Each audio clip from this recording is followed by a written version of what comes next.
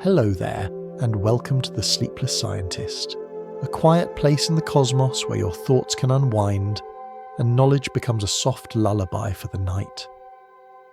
Tonight's journey will take us into the mysterious landscapes of dreams and the sleeping brain, a world that flickers into life when your eyes close and consciousness loosens its careful hold.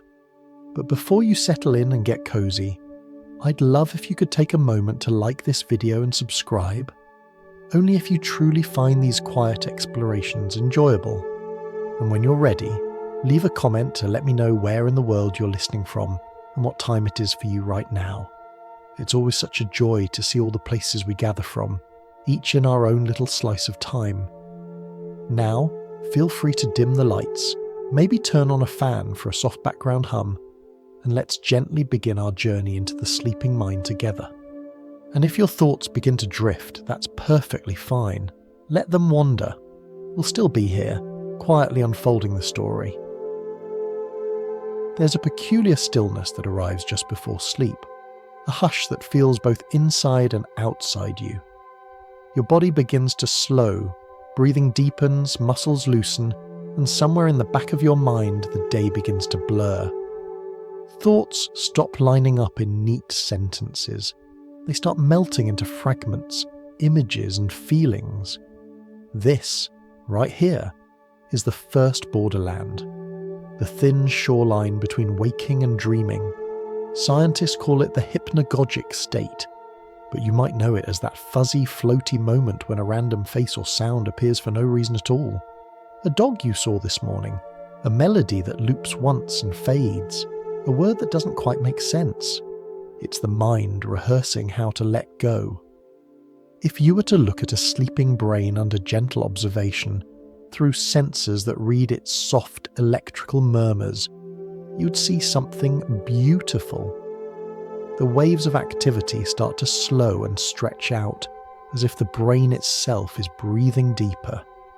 Tiny bursts of electricity ripple through clusters of neurons like faint lightning in a faraway storm. In this delicate twilight, consciousness doesn't disappear. It just rearranges itself. The parts of your brain that plan, calculate and correct begin to rest. Other regions, those that imagine, feel and wonder, begin to stir. It's not a switch turning off. It's a tide slowly retreating from the shore. Dreams in that sense are not foreign invaders of the night. They are natural continuations of thought, but loosened from logic. During the day your mind has to behave. It must choose, decide, and stay tethered to reality. But at night, those tethers soften. The same circuits that process memories and emotions are freed from the rules of time and space. The brain's inner world, usually silent under daylight, begins to hum its own stories, fragile, strange, and often full of emotion. Ancient civilizations once believed that dreams were divine messages, letters slipped under the door by the gods. Egyptian dream books listed symbols and their meanings. The Greeks built temples where people slept, hoping for visions of healing or guidance. Even now, there's something sacred about how personal a dream feels. No one else can see it, yet it feels as real as a memory. The air, the faces, the falling motion, the fear, all built out of nothing but you. For much of human history, that mystery was enough. Dreams were poetry and prophecy, beyond measurement. But in the 20th century, science tiptoed into the dark. When researchers first placed electrodes on a sleeping person's scalp, they expected quiet, the brain at rest. Instead, they found rhythm, structure, and surprise. They found that sleep was not one long fade into nothing, but a symphony of repeating movements, light and deep, slow and rapid. And in one of those repeating stages, marked by darting eyes beneath closed lids, the brain became startlingly active. It was as if a movie were playing behind the forehead. That stage, of course, became known as REM, rapid eye movement sleep. The discovery of REM in the 1950s was like finding an unexpected lighthouse in the fog, A graduate student named Eugenia Sarinsky noticed those eye twitches while monitoring his sleeping son. He and his advisor, Nathaniel Kleitman, decided to wake the boy during one of these bouts. The child reported vivid dreams. Later, adults in similar experiments said the same. It was the first scientific bridge between the invisible world of dreaming and the measurable world of biology.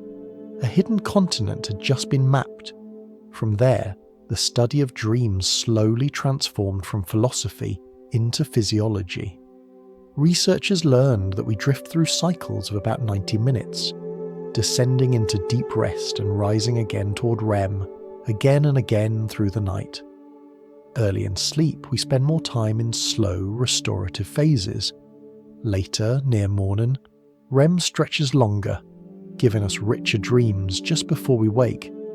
Like a tide, sleep rolls in waves, sculpting both brain and body. And yet, for all the graphs and data, dreams still resist the kind of certainty we find in other sciences. You can measure muscle tone, heart rate or temperature, but you can't yet capture the feeling of running through a field that never existed, or talking to someone who's been gone for years. To know a dream is to experience it, and that makes it one of the last frontiers of subjective science. The dream researcher can watch the waves, but never the water itself. Still, the more we watch, the more patterns appear.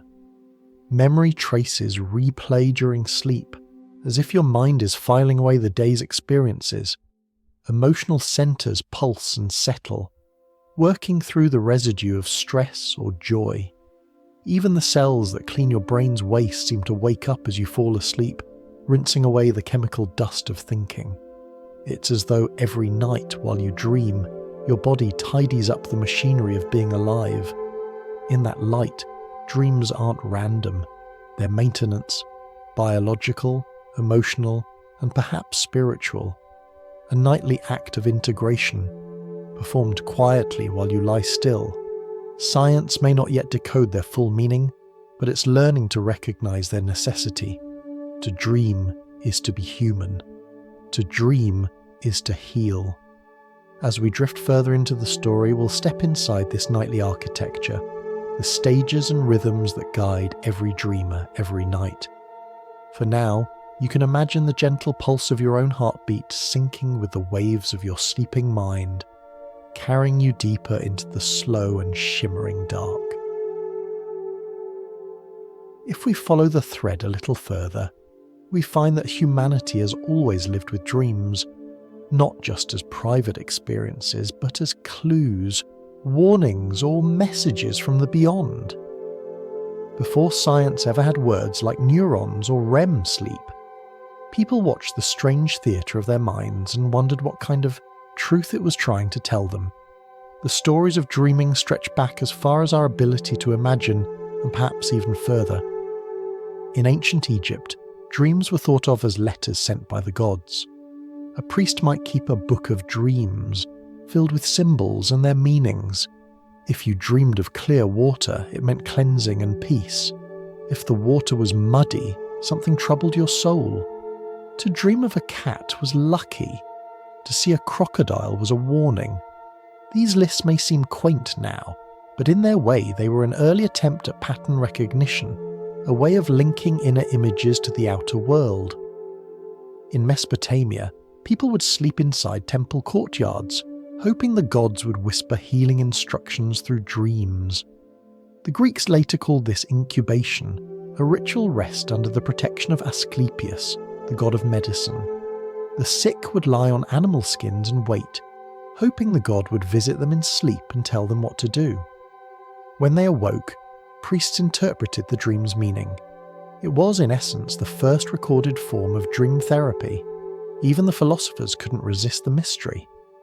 Aristotle believed that dreams were echoes of sensations, faint impressions left in the mind when the body was still. Centuries later, the Roman writer Artemidorus catalogued thousands of dream examples in his book Oneirocritica, which simply means interpretation of dreams. But the real revolution in dream thinking came much later, in the quiet offices of two men who gave us the language of modern psychology, Sigmund Freud and Carl Jung. Freud saw dreams as disguised wish fulfillment, the mind's secret stage where forbidden thoughts played out in costume. He called the surface story the manifest content, and the hidden meaning beneath it the latent content. For him, the dream was a kind of coded confession, one that revealed what the dreamer dared not say aloud. His student and eventual rival, Carl Jung, had a gentler view. He believed that dreams were not masks but mirrors, reflections of deep archetypes shared by all humans. In Jung's eyes, the snake or the shadow, the child or the hero, were not just symbols of the self but of the entire species, ancient images rising from a collective sea of memory. Their ideas shaped art, literature, and psychoanalysis for a century, and they still colour how we speak of dreams today. Even when we say, "I had the strangest dream," we are echoing Freud's and Jung's insistence that dreams matter, that they tell us something about who we are. Yet, as decades passed, a quiet revolution began in the world of science. In the early 20th century, researchers started measuring brain activity. They found that even when a person appeared to be deeply asleep, the brain wasn't still. There were rhythms, slow undulations, bursts of faster pulses, gentle oscillations repeating across the scalp. These waves, recorded by a new instrument called the electroencephalograph, looked like a strange kind of music written in light and voltage. Then came the discovery that changed everything. In 1953, a graduate student named Eugene Osirinsky was studying his sleeping child when he noticed something unusual. The child's closed eyes were darting rapidly back and forth, as if following an invisible scene. Osirinsky woke him up, and the boy described a vivid dream. The same happened with adult volunteers. Their brains during these episodes were highly active, nearly as awake as in daytime. That moment marked the birth of modern dream science.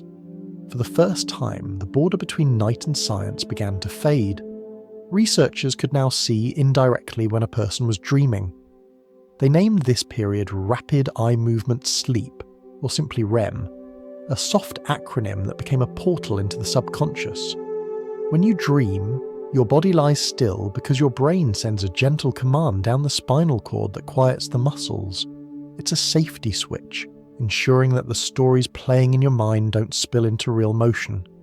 But behind that stillness, your heart beats faster, your breathing becomes shallow, and your brain lights up like a city seen from space. In the following decades, sleep laboratories multiplied. People came in, wired with sensors, to spend the night under red lamps and quiet machines. Scientists watched the waves rise and fall on their monitors, noting when the eyes began to flutter. When they woke the volunteers, they asked, "What were you dreaming?" Slowly, patterns formed. When awakened during REM, most people recalled vivid, emotional, story-like experiences. When awakened during non-REM phases, their reports were shorter, more like fleeting thoughts or static images. It wasn't absolute. Some dreams appeared outside REM, but the correlation was strong. This was the turning point. Dreams were no longer pure mystery, but measurable phenomenon, something the body and brain did, not just something the soul received. And yet, the mystery only deepened. Why would evolution preserve such an extravagant inner world, one that consumes so much energy and time? Roughly 1/4 of your life is spent asleep, and a large part of that within dreams. Surely nature doesn't waste such a portion of existence without reason. The early dream scientists didn't yet have an answer, but their instruments gave them clues. Brain activity during dreaming often involved the same regions used for emotion, memory, and visual imagination. The logical, planning regions near the forehead, those that keep track of time, rules, and responsibilities, were much quieter. It was as if the mind, freed from the burden of reason, began to improvise. Perhaps dreams were not nonsense after all, but a different kind of thinking, looser, wilder, unedited. When modern neuroscientists look closer, they found that dreams often stitch together fragments of waking experience. A place from one day, a face from another, a feeling from years ago, all folded into a seamless narrative that feels perfectly normal while it lasts. You might fly over a childhood street, then land in an office you've never worked in, speaking calmly to a stranger who knows your name. Upon waking, the absurdity is obvious, but during the dream, the logic is absolute. That is the beauty of the sleeping brain. It isn't lying to you, it's simply not bound by the rules of daytime. It's using the same neurons, the same chemistry, but under a softer kind of supervision. In this freer state, your brain explores connections that waking life would instantly reject. New ideas, emotional healing, rehearsal for dangers, even simple creative play, all might emerge from this nightly experiment in imagination. And so, across millennia, the dream has transformed in meaning, from divine whisper to psychological message to neurological symphony. Each interpretation carries a part of the truth. A dream is personal, cultural, and biological at once. It is your story, painted by your own mind, yet shaped by forces as old as life itself. The path now carries us toward the deeper question. If sleep has its own architecture, its layers, its currents, its hidden purpose, then what role does dreaming play inside it? To understand that, we must step quietly into the house of sleep itself and walk room by room through the night. The trail of clues leads us gently into the moment when science itself began to dream, when researchers, watching their flickering instruments late at night, realized that sleep was not an absence of thought, but a different kind of awareness. What they saw glowing on their screens was not silence, but pattern, rhythm, and a pulse as old as life itself. In the decades after the first discovery of rapid eye movement, sleep laboratories became quiet sanctuaries of curiosity. Inside them, volunteers lay on small, neatly made beds, their heads covered in tiny silver sensors connected by threads of wire. Every sigh, heartbeat, and twitch was recorded. In another room, scientists sat before green-lit monitors, listening to the hum of the machines as if it were a form of breathing. They began to see the shape of sleep, not as a single deep valley, but as a rolling landscape of repeating hills and meadows. During the first hour after you fall asleep, your brain drifts down from light dozing into deeper states. The first stage is like standing at the shoreline, half in water, half on sand, a faint awareness that you're still here, but that the edges of the world are starting to soften. Scientists call this stage 1, but you might know it as that dreamy moment when you can still hear a voice in another room or feel the blanket shift, yet the meaning of it no longer matters. A little later, the mind slips into stage 2, a quieter plateau where bursts of tiny rhythmic sparks appear on the EEG, the instrument that measures brain waves. These bursts are called spindles, named for their spindle-shaped appearance, but you can imagine them instead as little gusts of wind rustling through the neurons, keeping them synchronized. Between them appear the K-complexes, sudden, tall waves that rise and fall like gentle thunder. Both phenomena are signs that the brain is stabilizing its internal world, protecting sleep from intrusion. After that comes stage 3, the deep, slow-wave sleep, sometimes called the restorative stage. Here, the waves become long and heavy, like the rolling of the sea under a moonless sky. This is when the body repairs itself most efficiently, when hormones that mend muscle and tissue flow freely when the immune system recharges, and when the brain performs its nightly cleaning through the gentle pumping of fluids that wash away metabolic waste. It's the housekeeping shift of the nervous system, working quietly while you rest. Then, about an hour and a half after you first closed your eyes, something unexpected happens. The deep waves give way to chaos, and the brain begins to buzz again. The eyes move rapidly beneath the lids, darting back and forth as though following invisible scenes. Breathing becomes quick and irregular. The pulse rises, yet the body below the neck remains perfectly still. This is the paradox of REM sleep, a mind that is almost awake inside a body that cannot move. When researchers first witnessed this pattern, they didn't know what to make of it. The contrast was too sharp. How could the brain be so alive when the body was so inert? But after many nights of waking people during these episodes and collecting their stories, it became clear. REM was the stage where the most vivid dreams lived.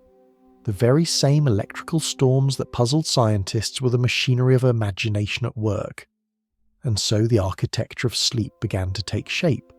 4 main rooms arranged in a looping sequence, each serving a purpose. The light drowsy entryway, the protective middle layer, the deep restorative chamber, and finally, the dream theatre. The whole cycle repeats roughly every 90 minutes, like a clock designed by evolution. Early in the night, the deep stage dominates, giving your body its repair time. Toward dawn, REM stretches longer, offering more elaborate dreams. It's a delicate balance between body and mind. First recovery, then rehearsal, then rebirth into waking life. Even with this understanding, one question lingered. Why?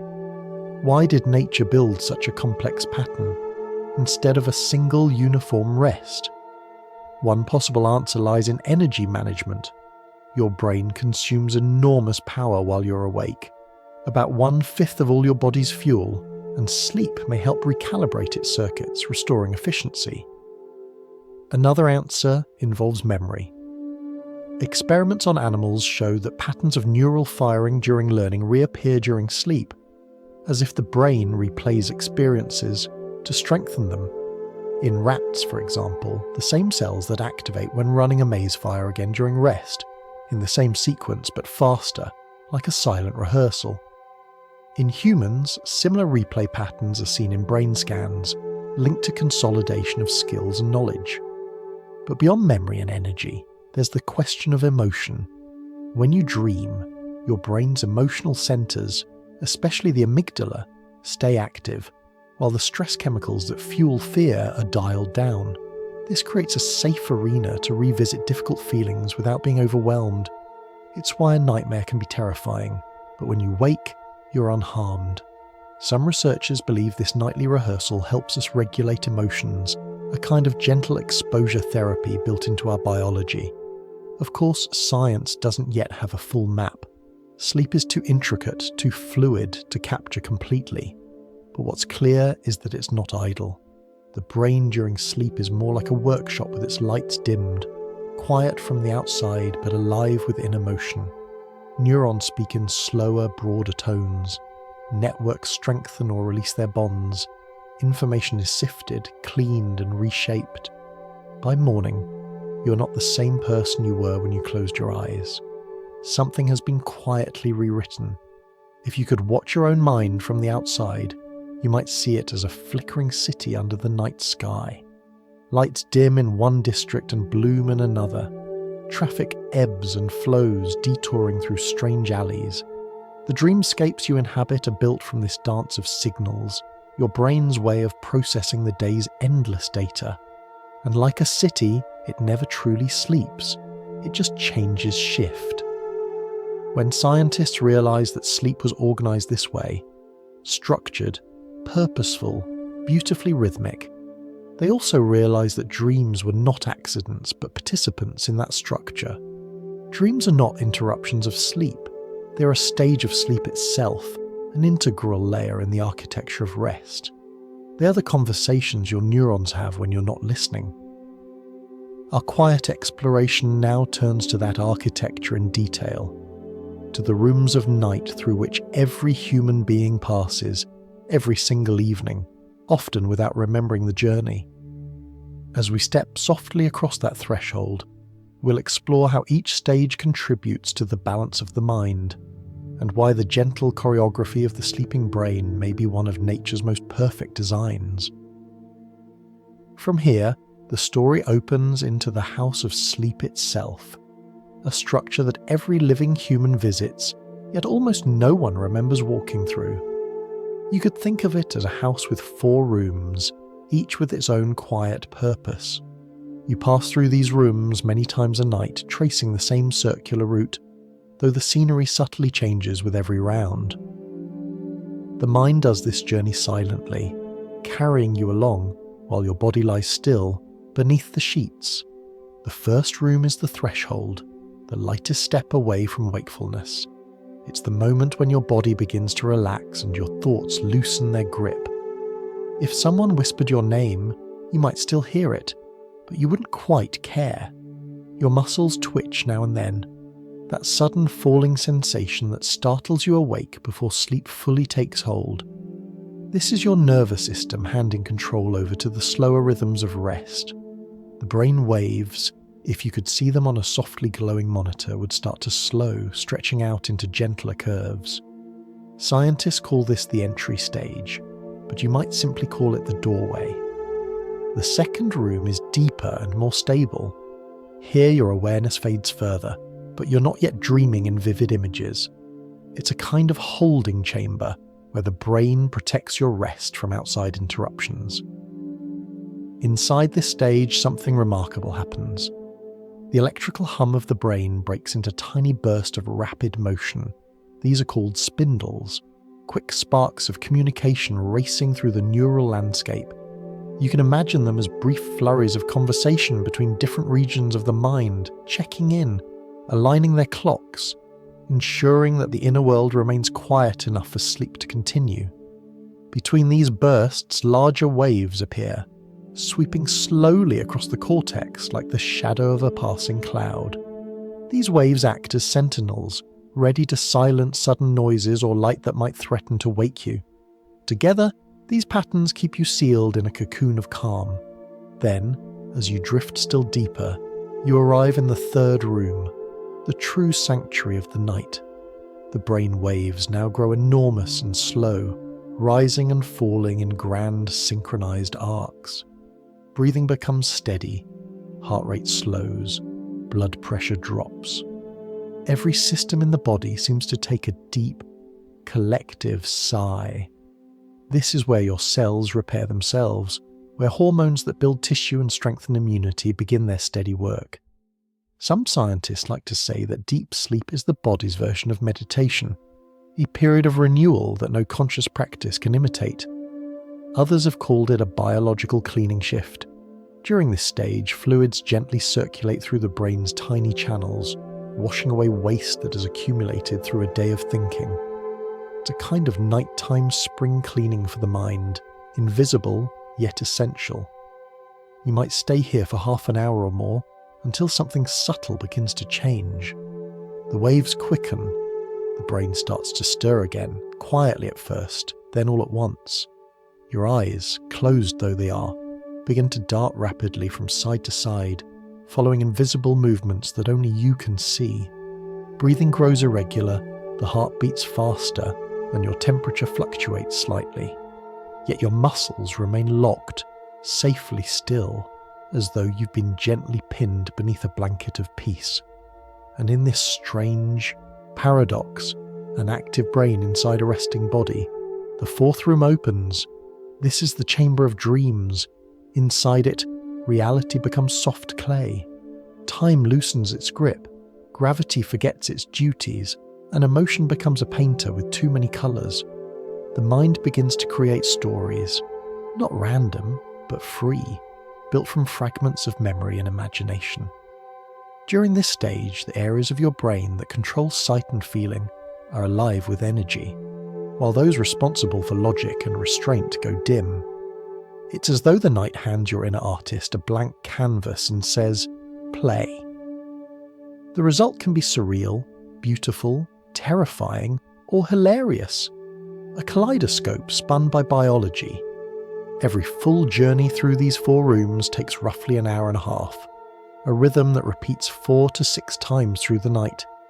In the early part of sleep, the deep restorative stages dominate, giving your body time to heal. As the night goes on, the dreaming stage stretches longer and longer, until dawn finds you in an extended act of imagination. That's why morning dreams often feel the most vivid. They occupy the largest slice of the cycle. When you finally open your eyes, you might remember fragments of the last dream like sand still clinging to your skin after a swim. The architecture of sleep is not rigid, but fluid. Stress, temperature, light, even a late meal can change the shape of your journey. In youth, the deep stages are strong and frequent, leaving you refreshed in the morning. As you age, the cycle grows shallower, like a well slowly filling with silt. That's one reason older adults often wake easily or nap during the day. Their sleep has become lighter, more easily disturbed. Yet even the briefest doze still passes through the same essential stages. It's an ancient choreography the brain never forgets. Understanding these patterns is more than a curiosity. It helps explain why modern life so often leaves us tired. Artificial light delays our internal nightfall.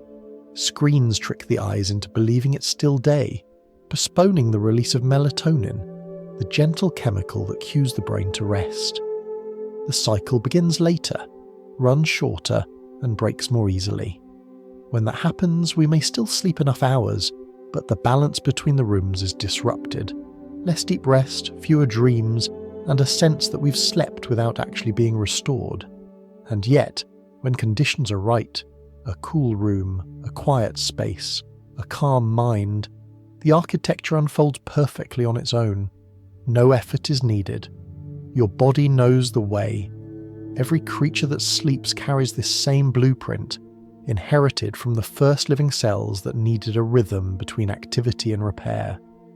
Somewhere deep in our biology, the 4 rooms of night are waiting, ready to guide us home.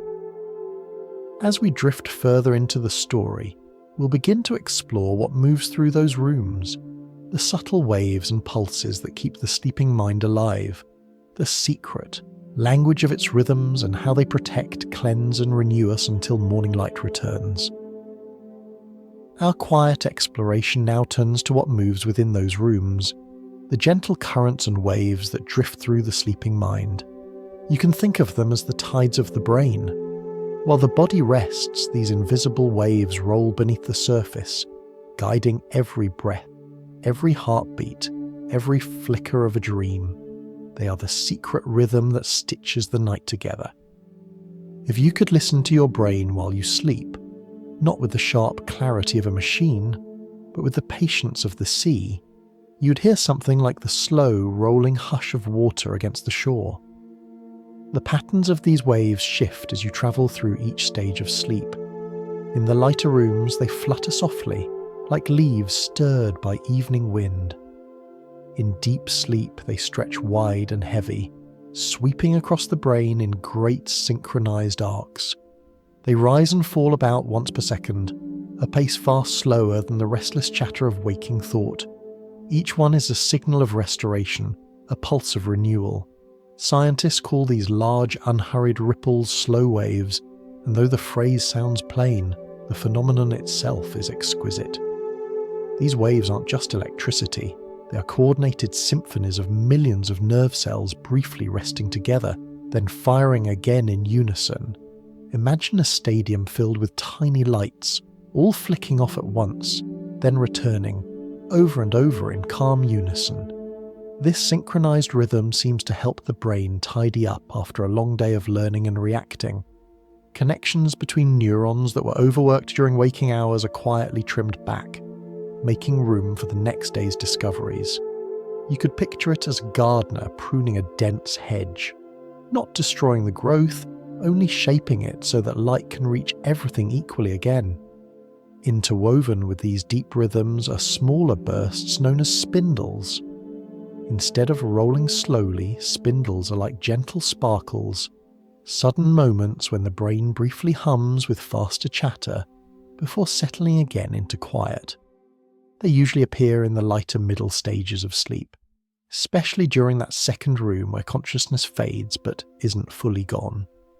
These spindles, which last just a few seconds, are thought to play a role in consolidating memories, sealing the events of the day into long-term storage. You could imagine them as the tiny hands of the brain's librarian, stamping each page before filing it away. Between the spindles and the slow waves, the brain performs its nightly maintenance. The first strengthens what is worth keeping. The second cleans away what no longer serves. This balance of remembering and forgetting is what keeps the mind supple. Without it, our memories would pile up like clutter in an attic, each new experience jostling for space, leaving no room for the next. By morning, after a night of such careful housekeeping, your brain wakes a little lighter, a little more organized, ready again to learn. Even the body's vital rhythms follow these waves. When the brain drifts into deep sleep, your breathing begins to match its slow undulations. Heart rate and blood pressure fall into sync. The entire system becomes a network of coordinated calm, pulsing together like a single living ocean. Some researchers think this synchronization allows energy to be conserved and tissues to be repaired more efficiently. It's as if every part of you agrees for a few hours to move at the same peaceful tempo. But the waves of sleep are not all about quiet. They're also messages. They travel through the brain's inner corridors, carrying information from one region to another, ensuring that emotional experiences are linked with context, that memory and meaning stay connected.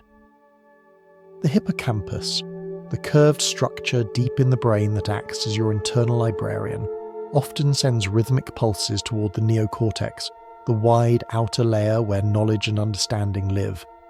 In doing so, memories of a day's events are replayed and gradually integrated into the broader story of your life.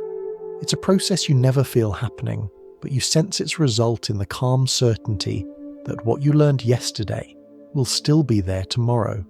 Other patterns join this nightly conversation.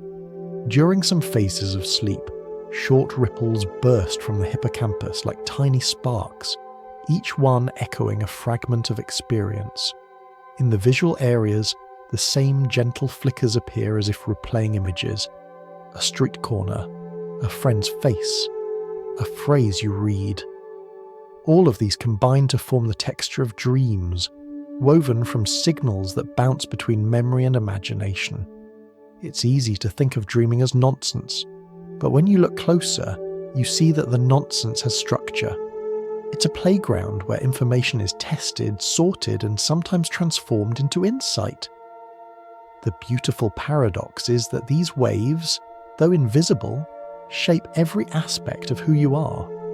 When you're deprived of deep sleep, when the slow waves and spindles are interrupted, the results appear quickly. Concentration falters, moods darken, the immune system weakens. After several nights without proper rhythm, even your perception of the world changes. Colours feel duller, sounds sharper, emotions more volatile. The brain, denied its nightly tides, becomes like a shoreline left too long without water, brittle, uneven, easily eroded. In modern life, where alarms and screens often cut short the night, these natural waves rarely reach their full cycle. But when you allow them to unfold undisturbed, you awaken feeling something most people forget exists, a sense of inner balance. The world seems steadier, not because it has changed, but because you have. Your thoughts no longer race ahead or lag behind. They move at the same gentle pace as your breath. That is the gift of the brain's nocturnal music, to bring harmony back to a mind worn thin by daylight. Sometimes, while half awake in the morning, you might catch a brief echo of those waves, that calm clarity that lingers before the day begins. You open your eyes, and for a few seconds, everything feels exactly right, as if the world has been freshly arranged. That feeling is the afterglow of the night's invisible work. As we drift further into the story, the next rhythm waits, the restless and colourful world of a REM sleep, where those calm waves give way to rapid surges of energy, and the quiet orchestra becomes a wild improvisation. It's there that the mind paints its most vivid scenes, rehearses emotions, and lets imagination rise fully awake while the body remains perfectly still. The path now carries us toward the most curious and colourful chamber of the night, the one where the mind begins to act out its own stories, while the body remains perfectly still. This is the world of rapid eye movement, or simply REM sleep, the stage that gave science its first real glimpse into dreaming. If the earlier stages of sleep are like drifting through calm water, this one feels more like floating through light, bright, strange, alive with motion, yet all of it contained within your closed eyes. When REM begins, the quiet rhythms of deep sleep break apart. Your brain, which has spent hours gliding in slow waves, suddenly quickens its tempo. The electrical activity looks almost like that of a waking person, full of short bursts and unpredictable turns. Your breathing grows shallow and fast, your heart rate rises, and beneath your eyelids your eyes dart back and forth as though tracking something unseen. Scientists once thought this eye movement was random, but later studies showed that the eyes often follow imagined actions. A dreamer turning their head, watching a scene, chasing a figure. In a way, the eyes are windows to a movie that only one audience can see. Yet while the brain dances with energy, the body below the neck is still. This paradox, a mind that runs while its vessel sleeps, is created by a small group of nerve cells deep in the brainstem. They send gentle chemical signals down through the spinal cord that temporarily quiet most of the muscles, creating what scientists call atonia. It's a kind of safety lock that prevents the body from physically enacting its dreams. Without it, a sleeping person might move, walk, or even act out the events unfolding in their head. Most of the time, this built-in paralysis is complete, soft, and harmless. It lets the imagination run free without consequence. Inside the brain, the scene is luminous. The visual regions, those responsible for sight, glow with activity even though the eyes see nothing. The emotional centers, especially the amygdala, flare with intensity, which may be why REM dreams often carry such strong feelings of joy, fear, or longing. Meanwhile, the logical regions near the forehead, the parts that judge, calculate, and control, are quieter. The result is a state of vivid experience unbound by rational restraint. That's why a dream can make perfect sense while it's happening, even when its events would be impossible in daylight. You might walk through a wall, breathe underwater, or speak to a friend who passed away years ago, and it all feels perfectly natural. It's tempting to think of this as chaos, but REM sleep follows a rhythm of its own. It usually appears every 90 minutes or so, lasting just a few minutes at first and lengthening toward morning. In newborns, it can fill half the night. In adults, about a quarter. In the elderly, it shortens again. It's as if the human lifespan itself breathes in rhythm with REM, expanding and contracting its share over time. What happens within those minutes may serve several purposes at once. One possibility is that REM helps consolidate emotional memories, packaging experiences with their feelings so that they can be understood and stored safely.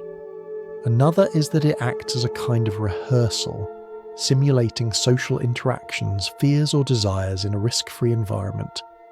Some researchers call this the threat simulator function of dreaming, a built-in training ground for survival where you can face danger without being harmed. Yet another idea suggests that REM refines creativity, blending unrelated ideas in ways the waking mind never would.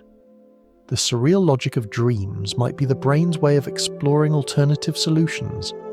Many artists, writers, and scientists have claimed to receive inspiration from dreams, a melody, a design, a scientific insight that emerged fully formed from sleep's theatre. Whatever the purpose, REM appears essential. When it's deprived, the mind begins to show its absence. People who are prevented from entering REM through stress, medication, or disrupted sleep often become irritable, anxious, and foggy. After several nights of deprivation, the brain compensates by diving back into REM as soon as it can, a phenomenon researchers call REM rebound. It's as though the mind insists on finishing the performance it was forced to pause. From a biological standpoint, REM is a marvel of coordination. The brainstem regions that initiate it send rhythmic bursts known as pontogeniculo-occipital waves, a long phrase that simply describes the flow of signals moving from deep within the brainstem up through the visual relay centers and into the back of the brain where imagery forms. You can think of them as sparks of light sweeping across the canvas of your mind, igniting scenes, emotions, and motion all at once. It is these ripples that seem to animate the visual drama of dreams, each pulse a frame in your inner film. If the earlier stages of sleep repair the body, REM might be said to repair the self, the emotional and creative layers that define who you are. During the day, the world leaves its marks, stress, joy, confusion, fragments of thought. At night, REM takes these scattered impressions and weaves them together into stories. Not every story makes sense, but each one has its purpose. Sometimes it releases tension, sometimes it reshapes a memory, sometimes it simply entertains. The important thing is that you wake feeling whole again, as though the clutter of emotion has been rearranged into something livable. You might have noticed how, on mornings after a good night's sleep, problems seem smaller, or feelings that felt overwhelming the previous evening now feel distant, resolved. That's not just rest, that's emotional recalibration. Your brain has quietly performed an overnight therapy session, helping you file away what mattered and discard what didn't. It's subtle but powerful, a reminder that the mind's healing doesn't always require awareness. Sometimes it works best in the dark. And so, REM is not simply dreaming. It is the mind's nightly rehearsal for waking life. Within it, we revisit what we've seen, felt, and feared, transforming these experiences into wisdom without even realizing it. It's a theatre where every night, without tickets or applause, the brain directs a play for an audience of one. From here, the story drifts beyond biology and into meaning, into the question of why we dream at all. What purpose do these internal movies serve beyond their chemistry? Are they the mind's way of remembering, imagining, or simply staying alive? As we follow the trail a little further, the science becomes quieter, and philosophy begins to hum beneath it. The night is not over yet, and the dreaming brain still has secrets to share. If we listen more closely to the mind's whisper, we find that every dream carries a trace of the day behind it, a faint echo of what we've seen, heard, or felt. In the quiet hours after dusk, when consciousness fades and the body gives up its duties, another kind of work begins. It isn't labour in the usual sense, but a gentle rearranging of everything you've gathered while awake. Somewhere deep inside your head, the librarian of your mind begins the night shift. Imagine your day as a library full of freshly returned books. Each conversation, each sound, every image or sensation you noticed, even for a second, is a volume placed haphazardly on the front desk. Some books are small and light, like the smell of your morning coffee. Others are heavy, filled with emotion, like an argument or a moment of joy. By nightfall, the desk is full, and the librarian has a lot to sort. That librarian is a curved structure tucked deep in your brain, called the hippocampus. Its job is to take the raw experiences of the day and file them properly, deciding what to keep, what to summarize, and what to let fade into the background. During sleep, this librarian gets to work. Tiny bursts of electrical activity ripple through the hippocampus and travel outward, reactivating other regions of the brain in the same sequence they fired during the day. It's as if the mind replays its own memories, not to relive them, but to practice storing them. When scientists first saw this pattern in animals, they noticed that rats who ran mazes during the day replayed those exact routes while they slept, their brain cells firing in identical order, but at a faster rhythm. It was as though the rats were running the maze again in miniature, but inside their minds. Later, when humans were studied under similar conditions, brain scans showed the same silent rehearsals. This replay isn't perfect. The mind doesn't save everything. It condenses and simplifies. Important experiences are strengthened, while trivial details are pruned away.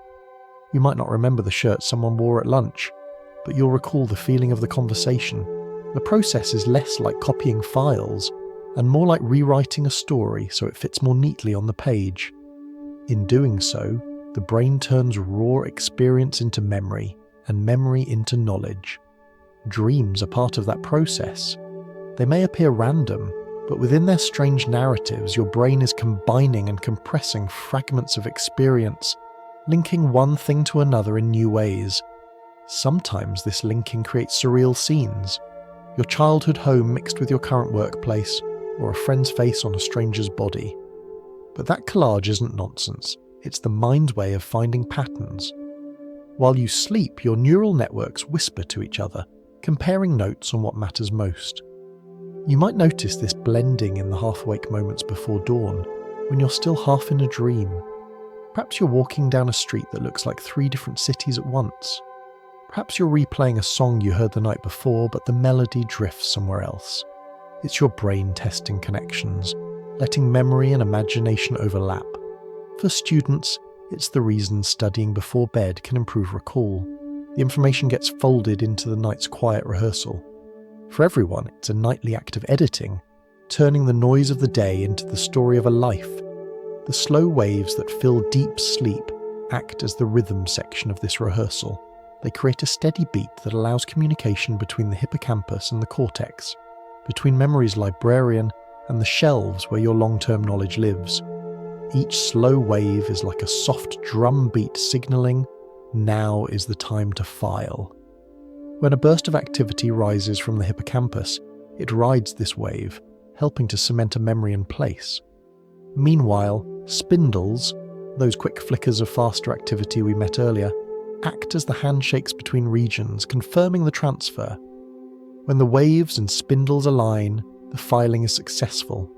You'll remember the pattern of piano keys you practiced, the words of a foreign phrase, the route through a new neighbourhood.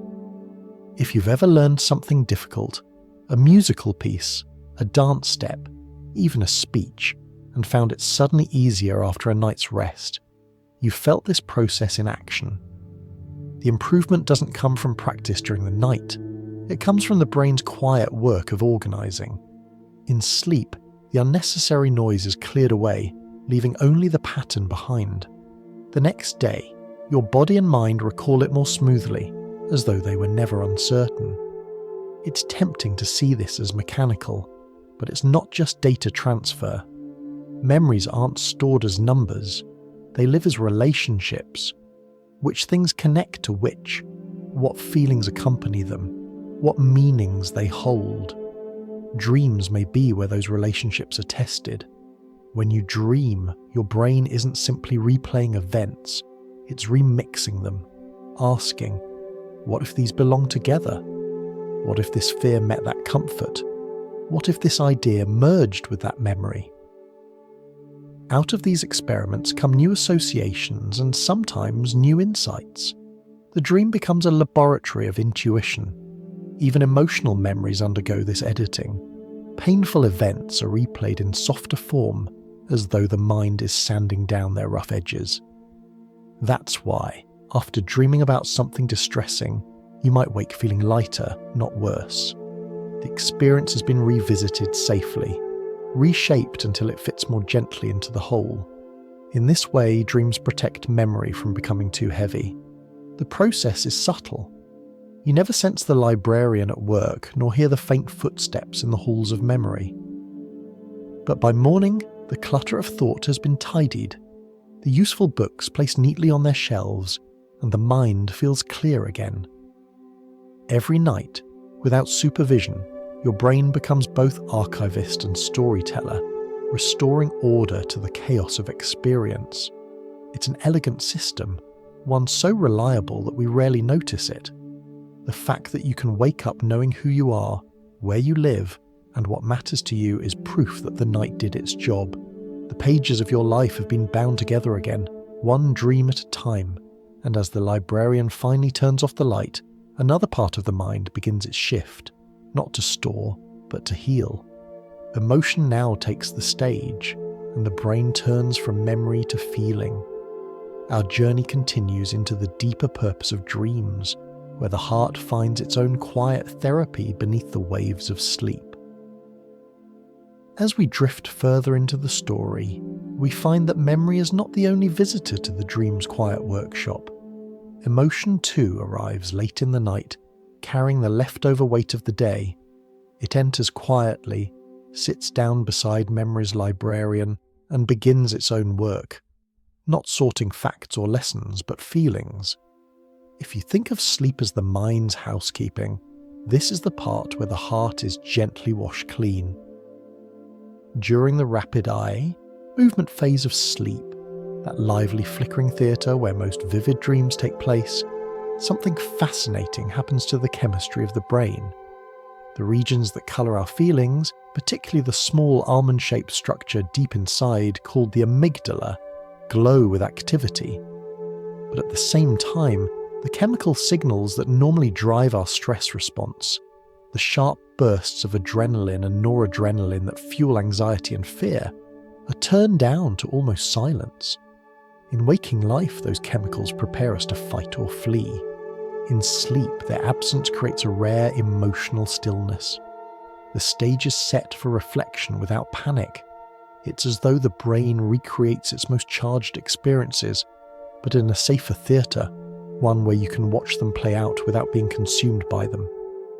In your dreams, you might face a danger, revisit a loss, or encounter someone who hurt you, yet somehow you survive. You wake not destroyed by those feelings, but lighter. The mind has practiced feeling them without the sting, its emotional rehearsal without real-world consequence. Researchers have begun to describe this as the overnight therapy function of dreaming. The idea is simple but powerful. While you sleep, your brain reactivates emotional memories, but in the absence of stress chemistry, allowing them to be processed and integrated rather than stored in raw, painful form. It's like rinsing feelings in warm water until they sting less. The emotional patterns remain, but the charge softens, letting you wake ready to face the same situations with calmer eyes. This might explain why, after a good night's rest, small problems seem manageable, and heavy ones feel lighter. Sleep has rebalanced your emotional tone. It has taken yesterday's storms and distilled them into gentle rain. The reverse is also true. When sleep is disrupted, emotions can run wild. Anyone who has stayed up too late knows the feeling. Irritability, worry, sudden sadness for no clear reason. The filters that regulate our emotional responses depend on the cycles of sleep to stay calibrated. Miss them for long enough, and the world begins to look harsher, even when nothing has changed. Nightmares are a clue to what happens when this system falters. They are dreams where the emotional intensity becomes too great for the usual soothing process to complete. The brain replays a threat or trauma but fails to dampen its impact. Instead of integration, the fear loops endlessly.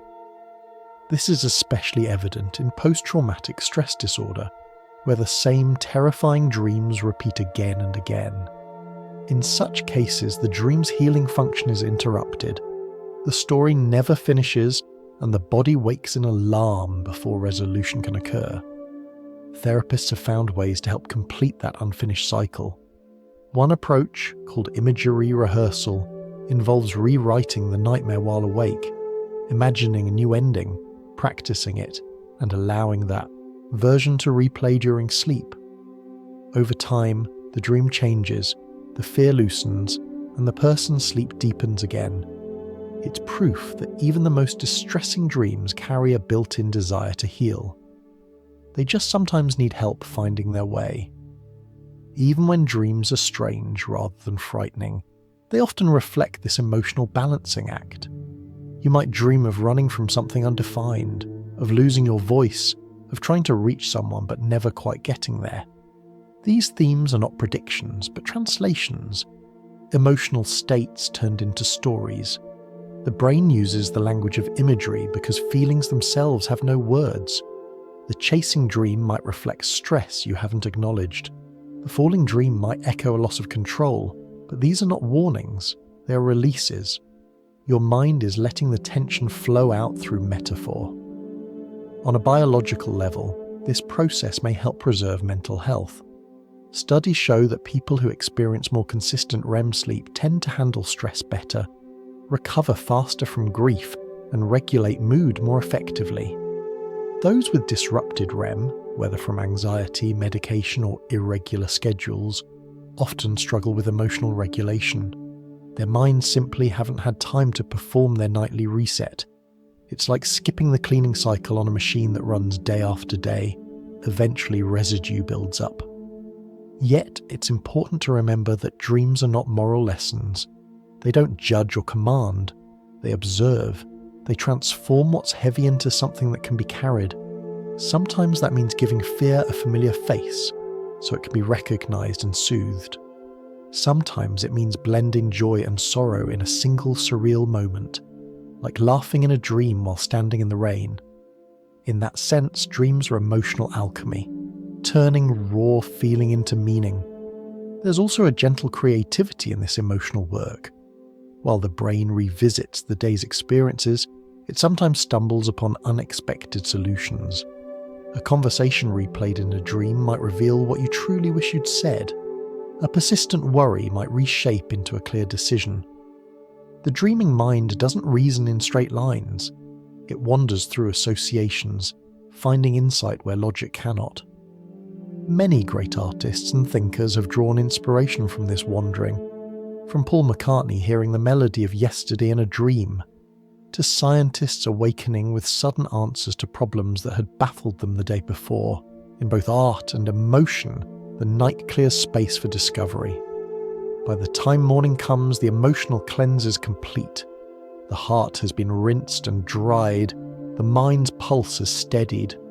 Whatever troubles lingered have been quietly refiled into perspective.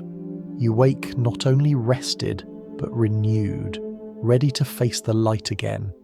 The purpose of dreaming, it seems, is not one thing but many. Memory, healing, creation, balance. As our exploration continues, we'll look at the larger picture, how all these threads intertwine into a single tapestry, and why the mystery of dreams remains so beautifully unsolved.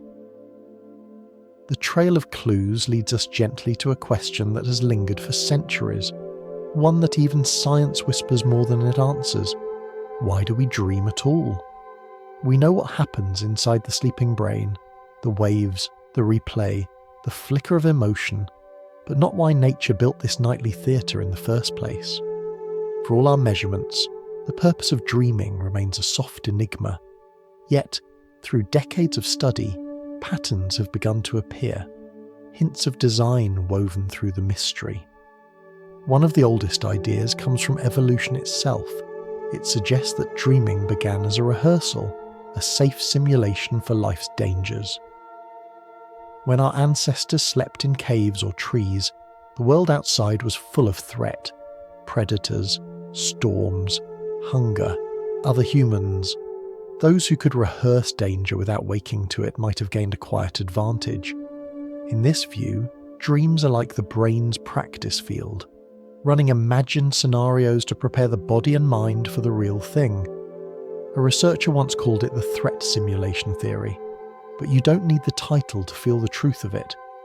Everyone has had the dream of running but not moving fast enough, of falling, of being chased by something just out of sight.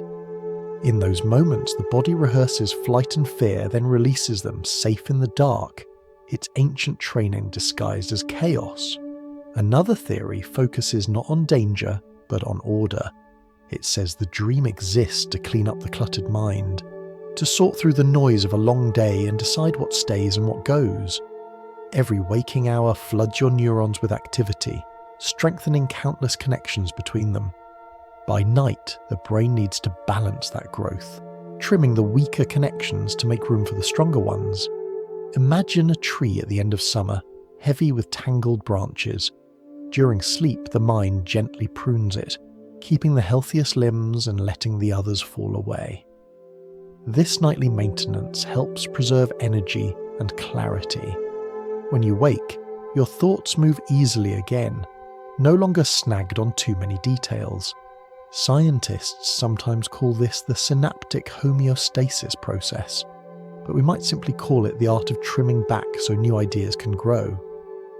Then there's the creative theory, the idea that dreaming is the mind's sandbox, where rules loosen and imagination runs free. In daylight, reason guides every step. You weigh possibilities, reject contradictions, and follow what's likely. But in dreams, the brain's sensors are asleep. Ideas can collide without consequence. It's why artists, writers, and inventors throughout history have drawn inspiration from sleep. A chemist once saw the structure of a molecule in a dream of a snake biting its tail. Musicians have woken with melodies fully formed. Writers have found entire plots waiting when they open their eyes. The dreaming brain, freed from logic, becomes a cosmic improviser, weaving new combinations out of old materials. Linked to that is the theory of problem solving. Dreams, some say, allow the mind to process unsolved challenges from the day before. The brain takes the puzzle pieces and turns them around, trying new fits until something clicks. That's why, after sleeping on a hard decision, people often wake with sudden clarity. It isn't magic, it's pattern recognition continuing quietly through the night. The subconscious keeps working while consciousness rests. There are also developmental ideas that dreaming plays a role in shaping a growing brain. Infants spend far more time in REM sleep than adults. Their tiny eyes flicker beneath closed lids for hours, even though they have few memories to replay. Perhaps the dream, for them, is practice for consciousness itself, the brain learning to imagine, to feel, to connect sensory input into coherent worlds. In that sense, dreaming might not just preserve what we know, but teach us how to think at all. Some theories go further still, suggesting that dreams are the mind's way of maintaining a sense of self, of keeping the continuity of identity intact across sleep.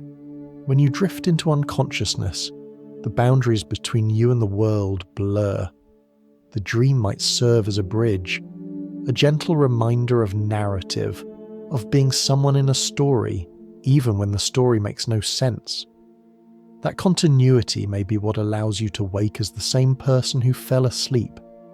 It's likely that no single explanation is enough. Dreams may be many things at once, a rehearsal for survival, a tune-up for memory, a therapy for emotion, a playground for creativity. The sleeping brain is an orchestra, and each section plays its part. The hippocampus replays and files, the amygdala releases its storms, the cortex paints its imagery, and the deeper circuits keep time. The melody they create is the dream, shifting purpose with every note. Still, there is something comforting in the thought that this nightly activity, which feels so ephemeral, could be essential. When scientists deprived volunteers of REM sleep, their minds began to fragment. Mood suffered, attention faded, even immune response weakened. And when the restriction lifted, the brain rushed back into REM, as if catching up on something it couldn't afford to lose. Nature rarely wastes energy. Whatever dreaming does, it must matter deeply. And maybe that purpose isn't something science can fully define. Dreams may have practical uses, but they also touch something older than reason, the urge to create meaning. A dream can frighten you, inspire you, or make you laugh at its absurdity, yet each one feels deeply personal. They are messages written in a language only you can read, and that intimacy itself might be the point. Every night, the mind tells itself a story to remind you that it is still alive, still connected to the mysterious force that animates thought. If we follow that thread further, we come to an idea as poetic as it is scientific. Perhaps dreaming is consciousness stretching its limbs, a nightly rehearsal for waking life, but also for the great unknown. The same circuits that build a dream may be the ones that allow us to imagine the future, to empathize, to hope.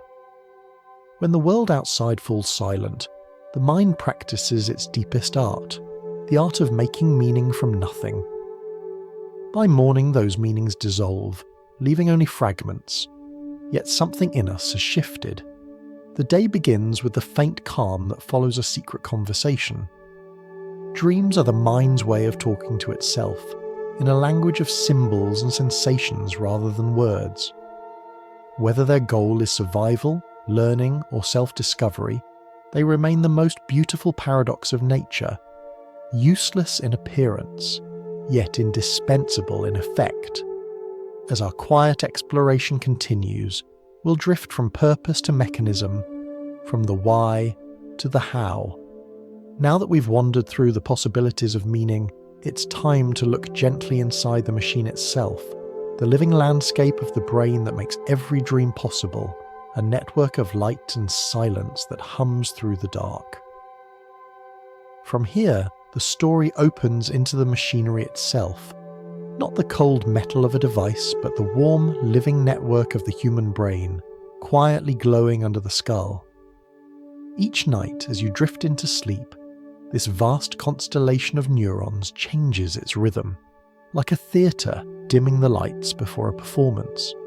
The dream is not something that happens to the brain, it is something the brain does, a natural rhythm born from the conversation of its many parts. If we could shrink ourselves down and travel inside your head during a dream, the landscape would feel almost planetary. You'd see regions lighting up and others fading to dusk, like cities switching from day to night. At the front of the brain lies the prefrontal cortex, the area that, when you're awake, handles logic, planning, and the delicate art of self-control. During dreaming, this region grows quiet. The voice of reason that keeps your thoughts orderly in daylight takes a step back. Without its watchful supervision, imagination is free to wander. That's why in dreams you can speak to animals, defy gravity, or believe a door leads somewhere impossible. The critic has fallen asleep, leaving the poet in charge. Deeper within, another cluster of regions hums more actively than ever. The limbic system, the emotional heart of the brain, becomes radiant.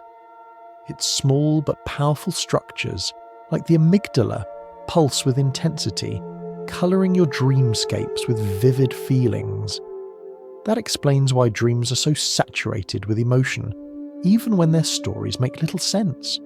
You might wake from one with your heart pounding, not because something real chased you, but because the part of your brain that handles fear truly believed it did. The body, meanwhile, remains safely paralysed by gentle chemical signals, ensuring that the storm inside stays contained. Behind these emotional centres lies the hippocampus, that curved archivist we met before. Even while the dream unfolds, it's busy weaving strands of memory into the fabric of imagination. Past experiences, real or imagined, provide the raw materials for the night's stories. The brain rarely invents from scratch. It reuses, reshapes, and blends. A friend's voice might borrow lines from a movie. Your childhood bedroom might wear the colours of a cafe you saw last week. Everything you dream is made of fragments that the hippocampus lends out for the performance. Toward the back of the brain lies the occipital lobe, the realm of vision. During REM sleep, this region lights up almost as brightly as it does when you're actually seeing. Yet your eyes are closed. The pictures you experience are entirely internal, generated by the same circuits that process real light. To the brain, imagination and perception are not so different. The same pathways can create or receive an image. That's why dream visuals can feel so lifelike, even though they're made of pure thought. Near it, the temporal lobes, home to sound and language, also flicker to life. You may hear voices, music, or the whisper of wind in a place that doesn't exist. The parietal regions, which handle space and movement, join in, giving form and direction to your dream body. In this symphony of activation, the brain creates a virtual world immersive enough that you forget it's not real. You walk through it as if through waking life, entirely convinced, until morning's light reminds you that the walls were made of neurons, not stone. Scientists studying these patterns sometimes speak of a posterior hot zone, a region near the back of the brain where sensory information converges and where the vividness of dream imagery seems to arise. When this zone is active, people report experiences rich in colour and motion. When it's quiet, dreams fade into abstract thought or darkness. It's as if this patch of cortex is the projector room in the theatre of sleep, casting inner light onto the screen of awareness. Of course, the dream story doesn't come from a single source. It's a conversation among regions, a network rather than a command centre. The emotional areas supply mood and urgency. The visual and sensory regions paint the scenery, and the associative cortices, the parts that link concepts together, weave the plot. Without full input from logic or external reality, the result is fluid, symbolic, and unpredictable. Yet within that unpredictability lies an honest reflection of the dreamer's mind. The fears, desires, and fragments that populate your dreams are drawn from your own archives. The brain's networks improvise with whatever material they have. It's worth noting how seamless this system is. Billions of nerve cells, each no thicker than a hair, pass tiny electrical pulses back and forth, releasing molecules that act as messengers. These pulses are not simple switches. They are more like musical notes, fast or slow, loud or soft, blending into chords. Together they form rhythms that travel through the sleeping brain, coordinating its many regions. There are no equations, no visible blueprints, only a living pattern that builds itself. Each night this pattern re-emerges without instruction, creating worlds within you. From the outside, in a sleep laboratory, all of this looks like a calm tracing of waves on a monitor. The gentle hills and valleys of brain activity, the small spikes that signal eye movement, the steady heartbeat below. To the scientist, it's data. To you, it's a dream, a first-hand experience that feels vast, emotional, and mysterious. The same signals that appear as squiggly lines on a screen are from the inside the sight of an ocean, a conversation, a memory, or a miracle. The contrast is humbling. Science can measure the current, but it cannot capture the feeling of swimming in it. As you drift through this internal landscape, it's easy to forget that the dream isn't playing inside the brain in any ordinary sense. The brain is the dream. Every colour, voice, and motion is the direct expression of neural activity, translated into experience by the same mechanism that builds your waking reality. The only difference is that during sleep, the outside world is muted, allowing the inner one to sing. When you wake, the lights of the theatre rise, the circuits reset, and most of the dream dissolves. But for a few seconds, the echoes linger. The emotion, the texture, the afterglow of having travelled somewhere impossible. You might try to tell the story, but words rarely fit. Dreams are built from sensations, not sentences. They resist capture because they were never meant for daylight. And so the brain, this elegant machine of night, performs its miracles unseen. It builds a stage, populates it, conducts a symphony of emotion and motion, and then erases it, all before breakfast. It is both artist and engineer, poet and technician. The more we learn about it, the more mysterious it becomes. For every discovery, a new question opens. How can matter think? How can chemistry imagine? If we follow the thread a little further, we'll find another layer of wonder waiting. The dream machine doesn't just create images and stories, it also generates the sparks that move them, the internal lightning that sweeps through the brain's circuits. These sparks have their own rhythm and their own poetry. They are called the travelling waves of sleep, and they guide the choreography of dreams. Our quiet exploration now turns to the strange electricity that animates the dream, tiny sparks travelling through the brain's corridors, giving motion and feeling to the private world behind your closed eyes. These sparks are called PGO waves, short for the three places they pass through: the pons, the lateral geniculate nucleus, and the occipital lobe. But don't worry about those names. You can imagine them simply as waypoints on a hidden journey. a line of light running from deep within the brainstem up to the centers of vision.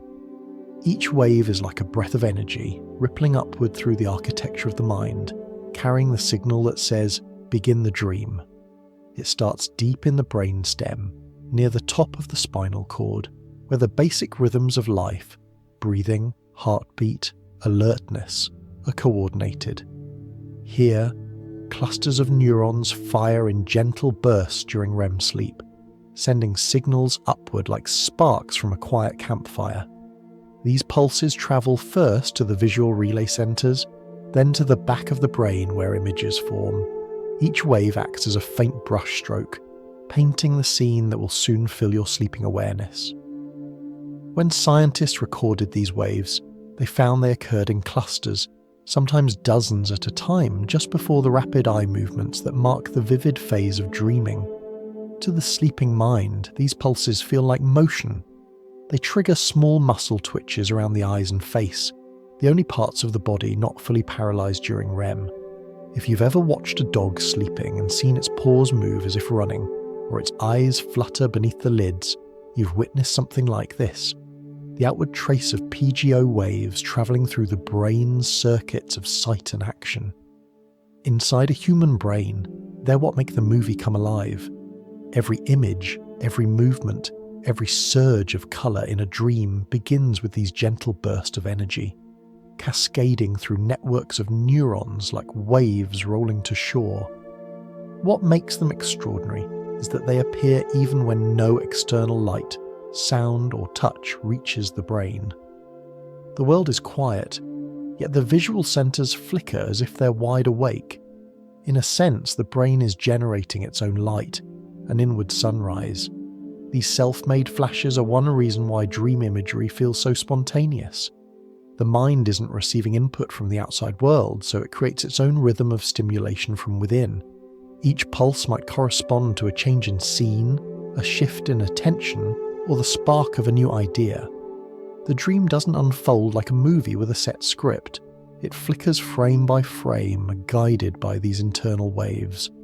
While all this activity glows within the skull, the body itself is kept in perfect stillness. This too is a marvel of design. At the same moment that the brainstem sends those pulses upward to spark imagination, it also sends a second kind of signal downward along the spinal cord. That downward message is a soft command to relax, a chemical lullaby that silences most of the body's muscles. The result is what researchers call REM atonia, the gentle paralysis that keeps you from physically acting out your dreams.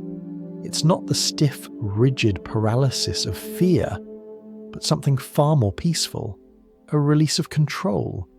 Your muscles simply stop listening to the brain's commands to move, even though the command signals are still being written. This arrangement is both delicate and vital. If it fails, even briefly, the results can be dramatic. There are rare conditions in which people lose the muscle silence of REM. Their bodies begin to follow the movements of their dreams, walking, talking, sometimes even striking out at imaginary threats. This is known as REM sleep behaviour disorder. It reminds us that our nightly stillness isn't a given. It's an active, carefully balanced state. For most of us, the paralysis is seamless, unnoticed. The only hint of it comes when the system lingers for a few seconds too long after waking. That strange sensation of waking up unable to move, feeling weight on your chest or a presence in the room, is simply the last echo of REM atonia refusing to fade. The mind has returned to waking, but the body hasn't yet caught up. It's disorienting, yes, but harmless, a side effect of the same safety system that protects us every night. When you think about it, the coordination required for this process is astonishing. One part of the brain creates waves of electrical fire that build a vivid dream world. Another ensures that every muscle below the eyes is gently muted. The balance between them is what allows you to experience chaos safely. Inside, you may be running from a storm, flying above mountains, or speaking to someone you've lost, yet the sheets remain still. The body sleeps while the mind performs. There's also a kind of poetry in this design. The same brainstem region that keeps you breathing and your heart beating also paints your dreams. The machinery of survival doubles as the machinery of imagination. Every night, as you lie still, ancient biological circuits hum beneath modern consciousness, linking the oldest parts of the nervous system with the newest. It's a reminder that dreaming isn't a luxury of intelligence, but a function of being alive, as fundamental to the body as the heartbeat. Some scientists have wondered whether these travelling waves are the source of dream creativity. They may link distant regions of the brain, emotion, vision, movement, allowing them to communicate in novel ways. In waking life, those regions are often separated by purpose. During REM, the barriers soften. A colour might combine with a memory, a movement with an idea. The result is something entirely new, a thought in the shape of a story, a feeling turned into a place. In laboratories, researchers can now detect these waves using gentle sensors placed on the scalp. On a screen, they appear as small spikes of voltage, faint blips that rise and fall every few seconds. But to a sleeper, each spike may correspond to a breathtaking image. A sunrise that never happened, a flight over clouds, a reunion long overdue. That's the beauty of the dream machine. What looks like a pattern of numbers on a chart is, from the inside, a universe. If we step back and look at this choreography, it feels almost paradoxical. The same brain that paralyzes your body also frees your mind. It locks you safely in place, then unlocks your imagination. The waves and the silence are two halves of the same act, motion and stillness intertwined. From here, the path carries us toward the rare moments when the barrier between waking and dreaming bends the other way, when awareness stirs inside the dream itself. It's a state between worlds, part REM and part waking, where the dreamer realizes they are dreaming and takes the stage consciously. The scientists call it lucid dreaming, but you might simply think of it as a quiet rebellion against sleep, a spark of wakefulness within the storm. If we follow the thread a little further, we arrive at one of the most delicate and wondrous edges of sleep, the moment when awareness stirs inside the dream. It happens rarely, but when it does, it feels like discovering a window within a window. You're still dreaming, yet somehow you know it. This fragile state is called lucid dreaming, and it sits at the crossroads of waking and REM, where imagination remains vivid but consciousness quietly returns to the stage. You might remember such a night yourself. Perhaps you were walking through a landscape that made no sense, a hallway that kept looping, a sky with too many moons, when suddenly a thought whispered, "Wait, this can't be real." That single spark of awareness changes everything. The dream continues, but now it belongs partly to you. You might take a breath and decide to fly, or to turn a corner, or simply to watch in wonder as your mind paints worlds around you. The feeling is rarely about power or control. It's more like being let in on a secret. For a long time, science doubted this was possible. Dreamers, after all, couldn't speak while asleep. How could anyone prove they were self-aware inside a dream? The answer came through a clever experiment. In the 1970s and 80s, researchers found that people who trained in lucid dreaming could move their eyes deliberately during the dream, even while the rest of the body remained paralyzed. Since the eyes are not subject to REM's muscle silence, their movements can be detected from the outside. Dreamers agreed on a code before sleep.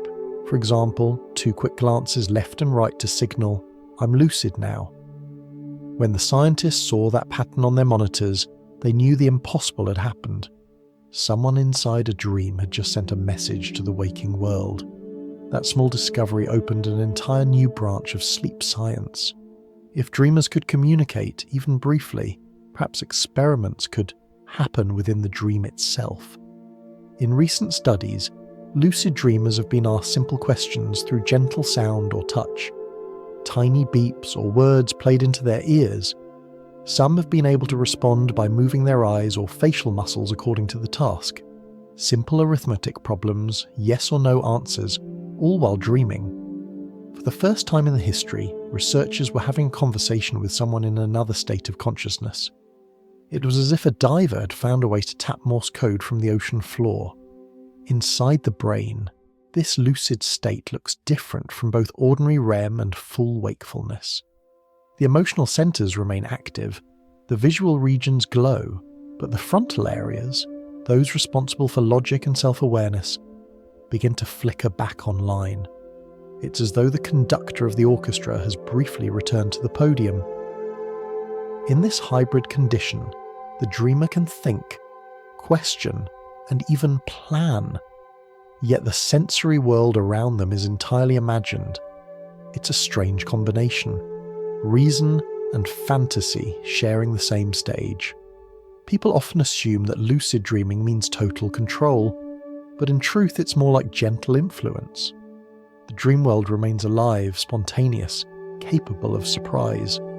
You can steer, but you can't rewrite the laws of your inner physics entirely. The dream has its own current, and most lucid dreamers find that the best approach is not to fight it, but to flow with it, to explore rather than command. Some use this awareness for creativity, painting or composing music in their sleep. Others practice skills, like musicians rehearsing finger movements or athletes visualizing performance.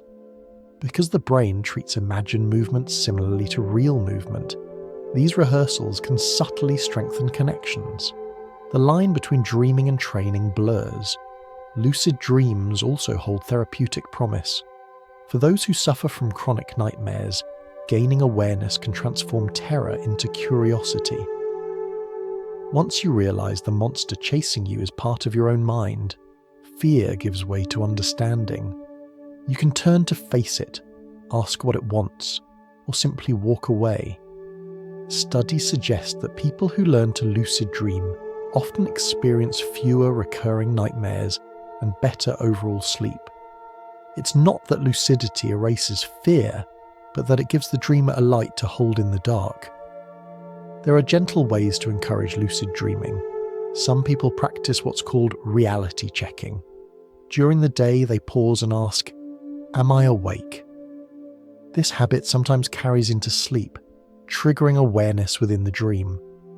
Others use the wake back to bed method, waking briefly in the early morning, then returning to sleep while keeping the intention to recognize the dream. It's a delicate art, part mindfulness, part patience. But it's important to remember that chasing lucidity too hard can disturb sleep. Dreams serve their own quiet purpose. They don't always want to be caught. The key is balance, learning to dance with awareness without tearing the curtain that holds the dream together. Scientists still debate what lucid dreaming tells us about consciousness itself. It seems to show that awareness is not an all-or-nothing state. Even when deeply asleep, the brain can rekindle a small flame of self-recognition. That flame flickers between worlds, bright enough to notice itself, dim enough to stay within the dream. Some philosophers have suggested that this reveals something profound about the nature of the mind, that consciousness is not confined to wakefulness, but stretches like a spectrum, from full daylight to twilight to deep night. The sensation of lucidity, according to many who've experienced it, is not unlike meditation. There's a calm clarity, a gentle awe. You're aware that the world around you is a projection of thought, yet it feels real and beautiful all the same. Some use these moments for reflection, others simply to float, weightless, through impossible landscapes. It's one of the few times a person can witness imagination as it happens, from the inside. In this in-between place, you begin to sense how thin the border really is between waking life and dreaming. Both are stories built by the same brain, using the same materials of memory, emotion, and perception. The only difference is where the light falls.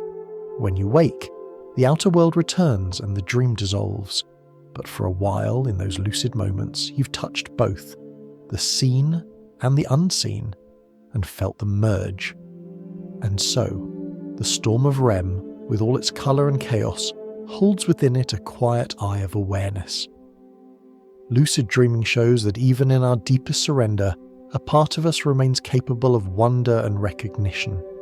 The mind, it seems, never fully lets go of itself. It only changes the way it looks at the world. As the night continues, our journey will move beyond the human experience and into the wider kingdom of sleepers, toward the creatures who share our nights, who dream in their own languages of light, scent, and motion. The question that awaits us there is simple but profound. Are we the only beings who dream? Sometimes, the dream turns sharp, like a melody that slips out of tune for just a moment. You may wake with your heart racing, your body tense, the images still clinging like shadows. For a few seconds, the line between nightmare and reality feels thin enough to step through. Then the room returns, the sheets are warm, and you realize you're safe. The storm was only in your mind, but still the echo lingers. Why does the same imagination that can create beauty and wonder also conjure fear so vivid that it feels carved into your bones? To understand nightmares, we have to step gently into the balance that every dream keeps. Inside the sleeping brain, emotion and logic dance a fragile duet. The emotional centers, especially that small almond-shaped region called the amygdala, burn brightly through the night. They color the dream with feeling, giving it urgency, joy, or dread. The logical regions, those near the forehead that keep us reasonable by day, rest quietly.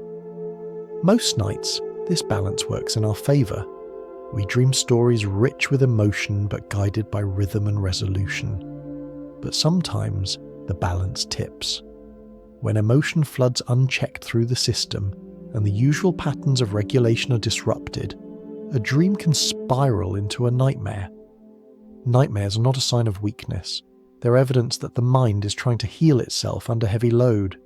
Trauma, stress, disrupted sleep, or certain medications can all disturb the chemistry of rest. When that happens, the emotional circuits become louder, while the soothing rhythms that normally calm them fade into the background. The dream, unable to complete its gentle emotional processing, loops on itself, replaying fear, loss, or confusion until it breaks the surface and wakes you. The heart pounds, the breath quickens, and the brain lights up as if true danger were near. It's a rehearsal that went too far, a play that forgot it was only a story. Still, within every nightmare there is a message. The fear itself is not the enemy, it's the signal. The content may be strange, but the emotion underneath is often familiar. A nightmare about falling might come when life feels unstable. A dream of being chased can mirror unresolved anxiety or guilt. Sometimes the symbols are direct, sometimes they're disguised, borrowing shapes from memory to act out something harder to face in daylight. To the dreaming mind, metaphor is the only language it knows. There are ways to work with these messengers rather than fight them. One gentle approach is known as imagery rehearsal, a kind of conversation between waking and dreaming. During the day, you recall the nightmare, but instead of replaying it helplessly, you change its ending. You imagine the danger resolved, the fear soothed, the light returning. You practice this new version, softly, until the mind learns that another outcome is possible. Over time, the nightmare begins to change. It becomes less frightening, sometimes even peaceful. The technique works because the dreaming brain doesn't distinguish sharply between rehearsal and reality. Both are forms of experience. By rewriting the story while awake, you teach your sleeping mind a kinder script. Nightmares can also appear in response to profound loss. In grief, the boundary between memory and longing blurs. Dreams may bring back the face of someone gone, so vividly that you wake in tears. Though painful, these dreams serve a quiet purpose. They let the heart visit what it cannot touch. The encounter may hurt, but it's part of the emotional repair work that sleep performs, a final rehearsal of love and release. For those living through trauma, nightmares can become frequent visitors. They may replay the same event again and, again, trying to process what waking life refuses to revisit. In post-traumatic stress, the amygdala stays alert even in sleep, firing as though the threat is still real. The brain is caught in an unfinished loop, unable to complete its healing. Treatments that help re-establish normal sleep cycles often lessen these dreams over time. Once the emotional system trusts that it can rest safely, the mind stops calling for help in such vivid form. Even the occasional nightmare can teach something valuable about the rhythms of our inner life. They remind us that fear, like every other feeling, needs space to move. Suppressed during the day, it finds its voice at night. It doesn't come to harm us, it comes to speak. The dream says what waking life cannot. From a biological view, nightmares are simply the emotional circuits of REM sleep turned up too high, but that doesn't make their content meaningless.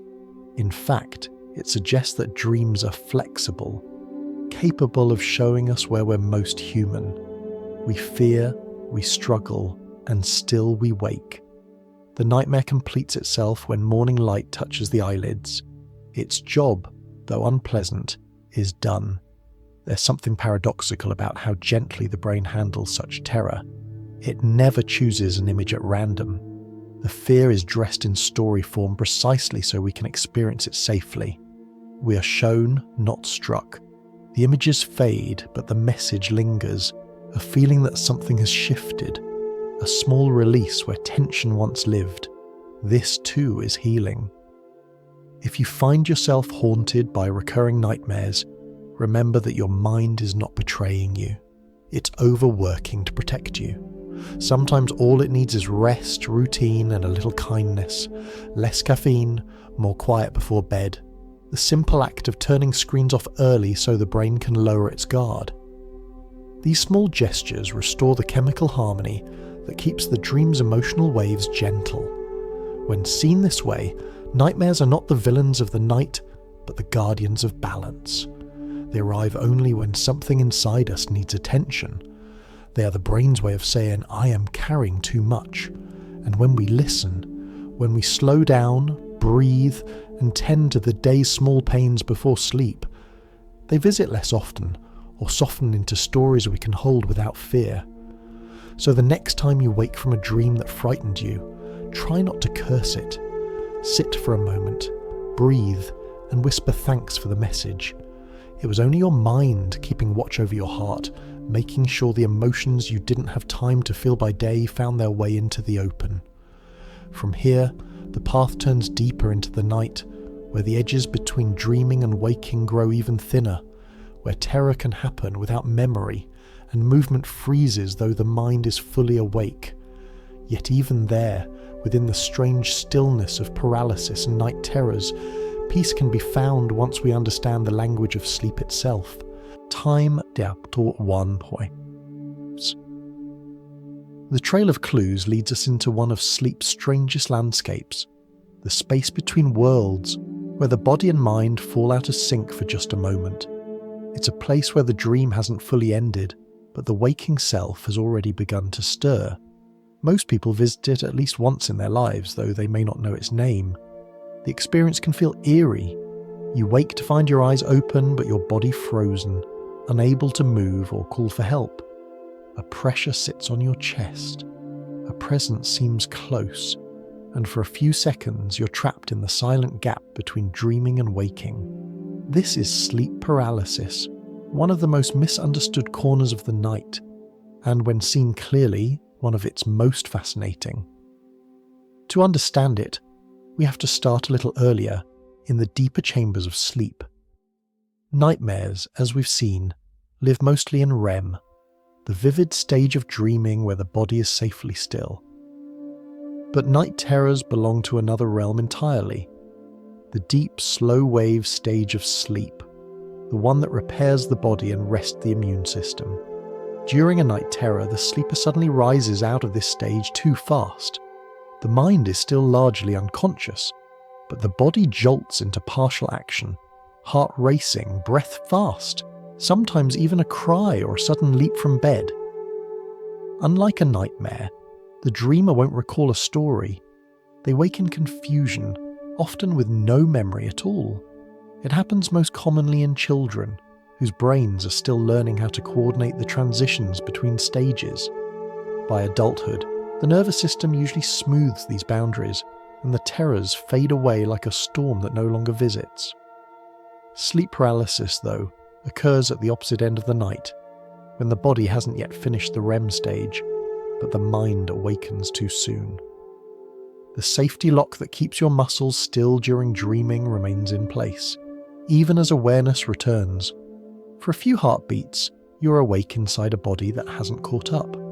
The brain, still half in its dream state, sometimes projects images or sounds into the room. You might feel a presence sitting beside you, or hear your name whispered, or see shapes at the edge of vision. Cultures around the world have named this moment the old hag, the shadow visitor, the pressing spirit. For centuries it was seen as something supernatural, but it is in truth nothing more and nothing less than the mind misinterpreting its own lingering dream signals. What makes the experience so vivid is how perfectly it blends two states of consciousness. Part of your brain is awake, scanning the room, aware of the real world. Another part is still generating dream imagery and emotion. When the two overlap, the dream's content bleeds into the waking scene. The sense of presence, the weight on the chest, the fear, all come from the same emotional circuits that drive dreams. The feeling of being watched arises because the amygdala, the brain's emotional sentinel, is still active, scanning for danger even though there is none. Once you understand this, the terror begins to dissolve. The paralysis lasts only seconds, though it can feel much longer. As the brain fully transitions to wakefulness, the chemical signals that quiet the muscles fade and movement returns. Breathing steadies, the ghost is gone. There is a strange beauty in how precise the system must be. Every night, your brain manages to turn off your muscles and then turn them back on again without you noticing. Only when the timing misfires do you catch a glimpse of the mechanism. In that sense, sleep paralysis is like seeing the strings of a puppet show for the first time. Unsettling, but proof of how finely choreographed sleep truly is. If you ever experience it, the best response is the simplest. Stay calm. Remember that nothing is wrong. Your body is protecting you, not betraying you. Focus on breathing slowly. Try to move a small part of your body first, a finger, a toe, the tip of your tongue. As the signals travel, control returns and the spell breaks. Many people find comfort in keeping a small light source nearby or sleeping on their side, since the episodes often occur while lying flat. Over time, understanding alone is enough to banish the fear. Knowledge in this case is a kind of gentle exorcism. While paralysis shows us what happens when the mind wakes too early, night terrors remind us what happens when the body wakes too soon. Both are brief missteps in the choreography of sleep, moments when the transitions overlap. The marvel is that they don't happen more often. For thousands of nights, the brain moves through its stages with perfect grace, guiding you from wakefulness to dream to deep rest and back again. Only once in a while do we catch it stumbling, and even then, it never lets us fall.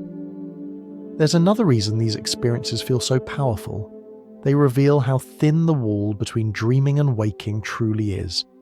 The same neural patterns that produce the illusion of a shadowy figure beside your bed also produce the joy of a flying dream or the peace of floating underwater. The brain doesn't have two separate systems, one for day and one for night, but a single continuous network that shifts its balance as consciousness ebbs and flows. Sleep paralysis is just one of those moments when the curtain between worlds sways, letting you glimpse both sides at once. Some artists and spiritual traditions have even found inspiration in it. They describe using the paralysis as a doorway, slipping back into the dream willingly once fear passes. Scientists studying lucid dreaming note that many lucid dreamers first learn awareness through these episodes. Once they realize they're safe and still dreaming, they can step back into the dreamscape consciously. What begins as panic becomes possibility, another reminder that understanding transforms fear. When seen in this light, The dark corridors of sleep lose their menace. They become part of the same landscape that holds our gentlest dreams, a terrain of transitions and delicate timing. Every so often, we wake in the middle of the orchestra and hear the instruments tuning. It's confusing, yes, but it's also proof of how complex the symphony really is. So, if you ever find yourself awake but unmoving, remember this. The paralysis is only the body's pause between worlds. The shadow you feel is not a stranger, but your own mind finishing its nightly work. Let the moment pass. Trust that the system knows its rhythm. In another breath, movement returns, and the ordinary world will unfold around you again.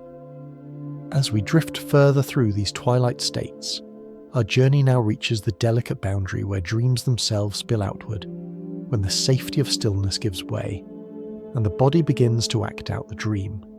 It's rare, astonishing, and reveals how deeply the mind and body are intertwined. In the next quiet step, we'll explore what happens when the dream escapes its cage. From here, our quiet exploration moves into a curious phenomenon, one that seems to reverse everything we've learned so far about the stillness of sleep. Most of the time, dreaming is safely contained within the theatre of the mind. The lights flash, the stories unfold, but the body remains motionless in its seat. Yet, every so often, something slips. The protective curtain between imagination and movement thins, and the dream leaks outward. The body begins to act out the story it was meant only to imagine. This rare and intriguing condition is called REM sleep behaviour disorder, though we can speak of it more simply as the moment when dreams escape the body. The story begins deep within the brain stem, the ancient structure that controls breathing, heartbeat, and the muscle silence that keeps us from enacting our dreams. During healthy REM sleep, this region sends calming chemical messages down through the spinal cord, relaxing nearly every muscle except those controlling the eyes and breathing. It's an elegant safeguard. The mind can run, but the body cannot. In REM sleep behaviour disorder, or RBD, this system falters. The chemical signals are weakened or delayed, and the body wakes before the dream does. To an observer, it might look as though the dreamer is talking in their sleep, reaching for something unseen, or acting out a brief fragment of story, sometimes speaking, sometimes shouting, sometimes striking at invisible shapes. Most of these movements are small, but they can appear startling to anyone who witnesses them. For the dreamer, the experience may be vivid. They're caught inside a narrative so real that the body forgets to whisper. One man described dreaming of playing soccer and waking to find his leg kicked against the wall. Another dreamed of fending off an animal and awoke standing beside his bed, confused but unharmed. Though the episodes themselves are usually harmless, doctors study them with great attention because they offer a unique glimpse into the link between mind and motion. In most cases, the muscle silencing system performs flawlessly. Only when it fails do we see the connection directly. A thought becoming an action, a fragment of dream transmitted into muscle memory. It's a reminder that every gesture we make, whether imagined or real, begins as a pulse in the brain, a flicker of electricity that leaps from neuron to neuron until it reaches the body. Dream movements are simply that pulse travelling too far. There is another reason this disorder fascinates scientists. In some people, especially older adults, the loss of REM stillness can appear years before certain neurological conditions such as Parkinson's disease. It's as if the brainstem, one of the oldest parts of the nervous system, begins to whisper of trouble long before other symptoms arise. The connection is not a sentence or a certainty, but a clue, a quiet warning that helps doctors detect changes early. It reminds us that the body and mind are not separate entities, but parts of one continuous conversation. When that conversation shifts, the body often speaks first. For the people who live with these nocturnal movements, life usually continues peacefully once they understand what's happening. Safety measures, removing sharp furniture, softening the sleeping area, even sleeping in separate beds when necessary, help prevent injury. Some medications can restore the muscle quietness of REM, returning dreams to their proper place. But for most, reassurance itself is the greatest relief. The knowledge that this is a biological misfire, not madness or possession, lifts the fear. In truth, RBD shows us how strong the dreaming impulse is, how determined the brain is to turn emotion into motion, even when it's supposed to rest. In a poetic way, these rare episodes blur the border between inner and outer life. They remind us that the dream world and waking world share the same circuitry. The difference is only in degree. When you imagine reaching for a hand or taking a step, your brain activates the same pathways it would use to move, just slightly weaker, quieter, inhibited. Dreams simply turn the volume back up for a moment. What we call stillness is not the absence of movement, but the perfect balance of motion and restraint. Some researchers believe that this balance, the ability to imagine without acting, is central to human creativity. It allows us to rehearse the future in safety, to simulate possibilities before testing them in reality. The mind can explore danger, art, and invention, all from the safety of sleep. When that safety net fails, we glimpse what the system truly does. It keeps imagination from spilling into the world. There's also something strangely tender about this disorder. Watching someone act out their dream can look dramatic, but it is rarely violent at heart. More often, it's clumsy or confused, like a sleepwalker mid-story. The dreamer's movements mirror their feelings, defending, reaching, calling out. In that sense, RBD reveals the body's honesty. It moves as the heart moves. Every gesture is a translation of emotion, even when unintended. And yet it also reveals the remarkable wisdom of the sleeping brain.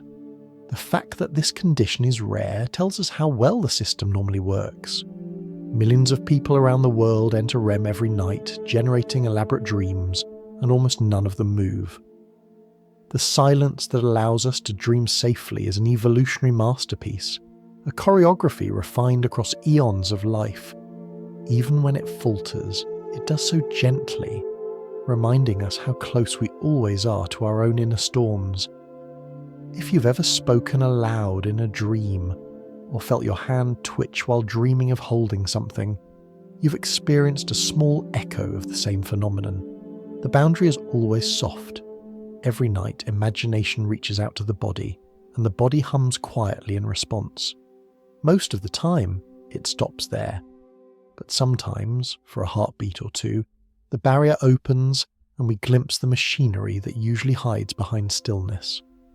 When viewed with compassion, REM sleep behavior disorder becomes less a malfunction and more a message, proof that even in rest the mind's connection to the body is alive, dynamic, and inseparable. The dream doesn't simply belong to the head, it moves through every cell. As the night deepens, our journey now drifts beyond the human frame altogether.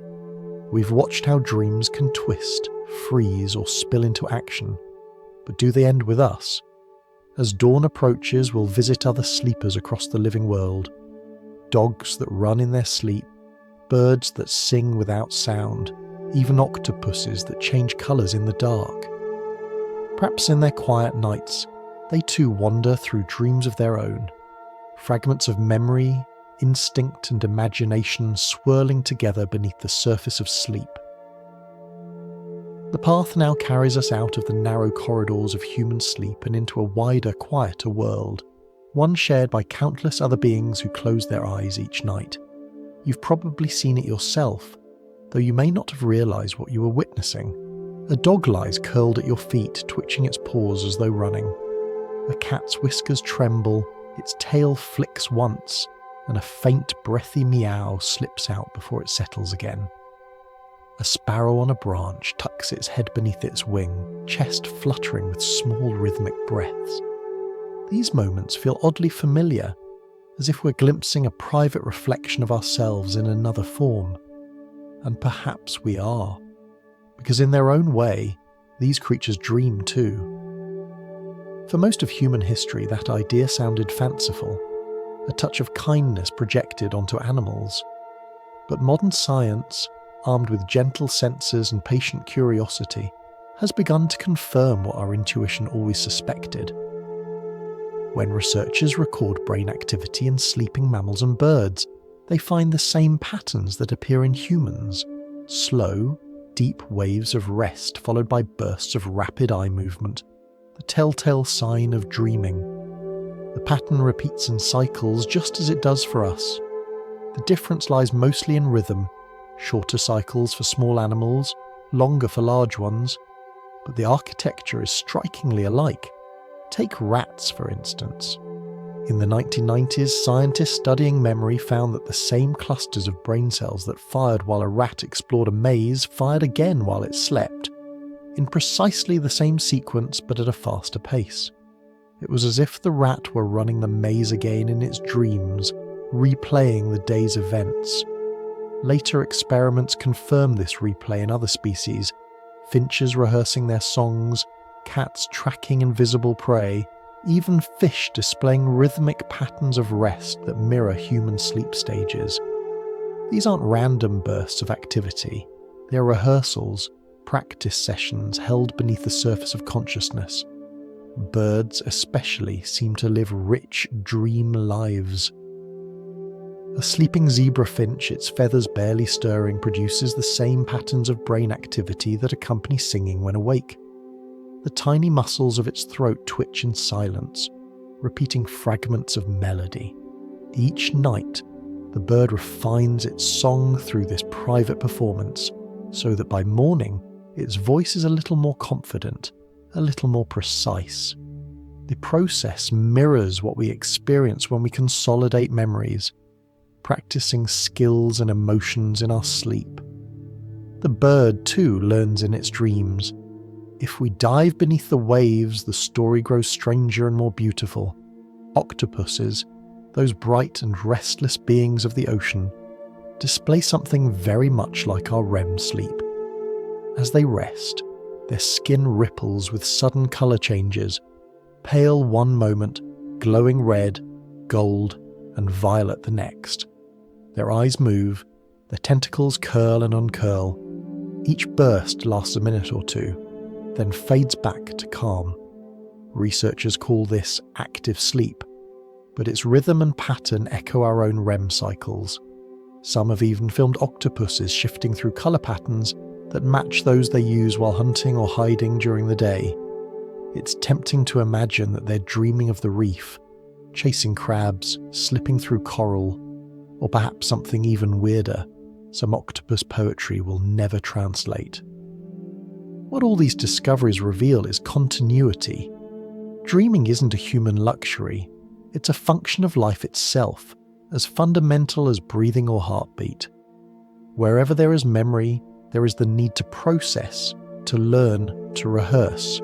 Sleep seems to be the universal workshop where experience is shaped into knowledge. If dreaming evolved in animals long before humans appeared, it means the act of imagining worlds in the dark is one of nature's oldest arts. Of course, we can't ask animals what they dream, though the temptation is strong. We can only infer from their bodies, the twitches, the murmurs, the electrical patterns on a screen. But maybe that's enough. If you've ever watched a sleeping pet and felt the urge to protect it, to let it finish whatever invisible adventure it's having, you've already sensed the connection. In that moment, you are witnessing the shared biology of feeling, the way all living minds, from mouse to human to whale, need time in darkness to make sense of the light. Dreaming also seems to scale with complexity of behaviour. Mammals with social bonds, play and problem-solving skills tend to have richer sleep cycles. Predators dream longer than prey. Perhaps because vigilance is costly, prey species must wake easily.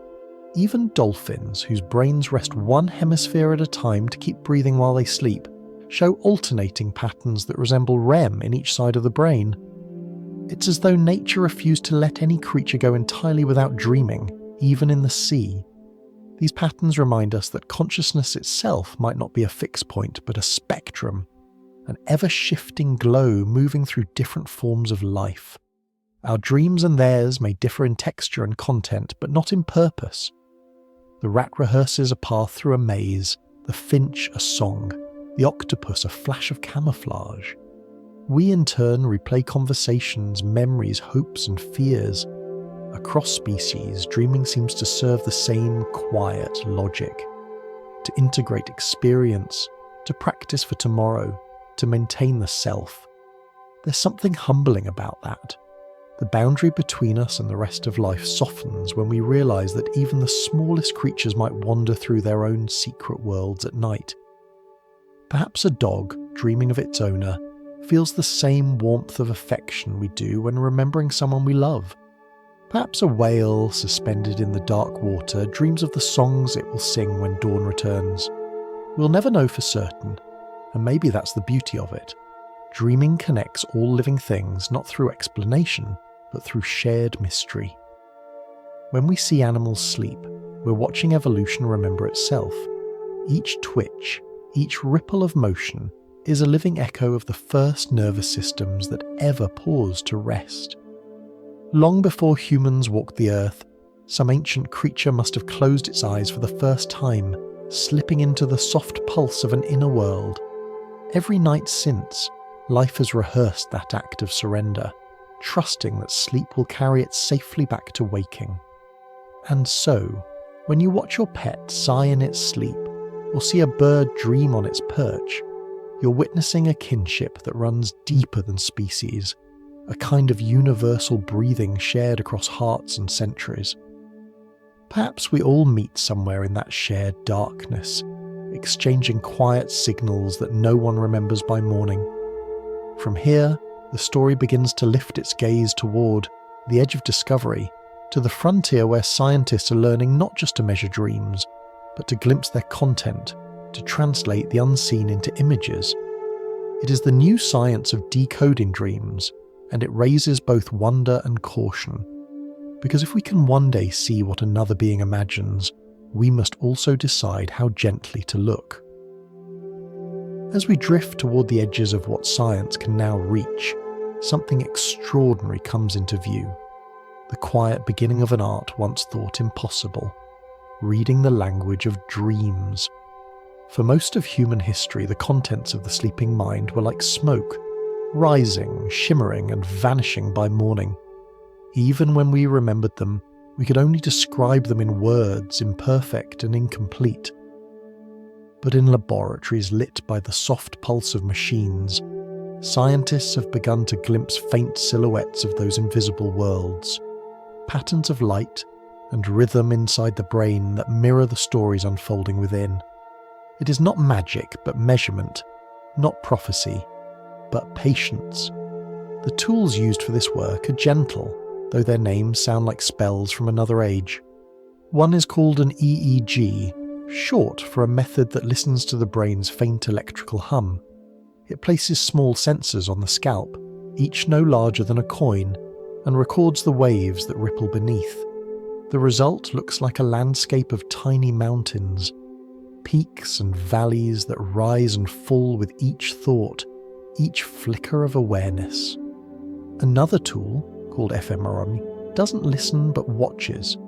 It measures the subtle flow of blood through the brain, revealing which areas are quietly glowing with activity. In wakefulness, these patterns form clear shapes. In sleep, they shift and blur, yet they still follow the movements of the inner film. Early dream studies used these instruments not to see dreams directly, but to notice their footprints.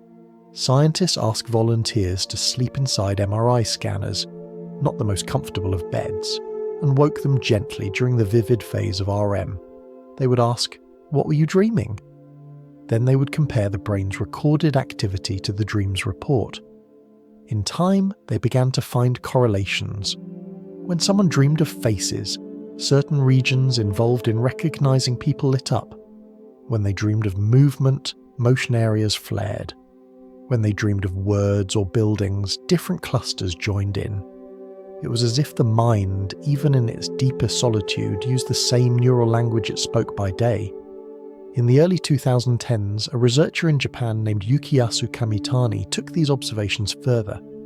His team used machine learning models, algorithms trained to recognize patterns, to study how the sleeping brain responded to visual imagery. They collected thousands of tiny snapshots of brain activity, paired with what dreamers reported seeing.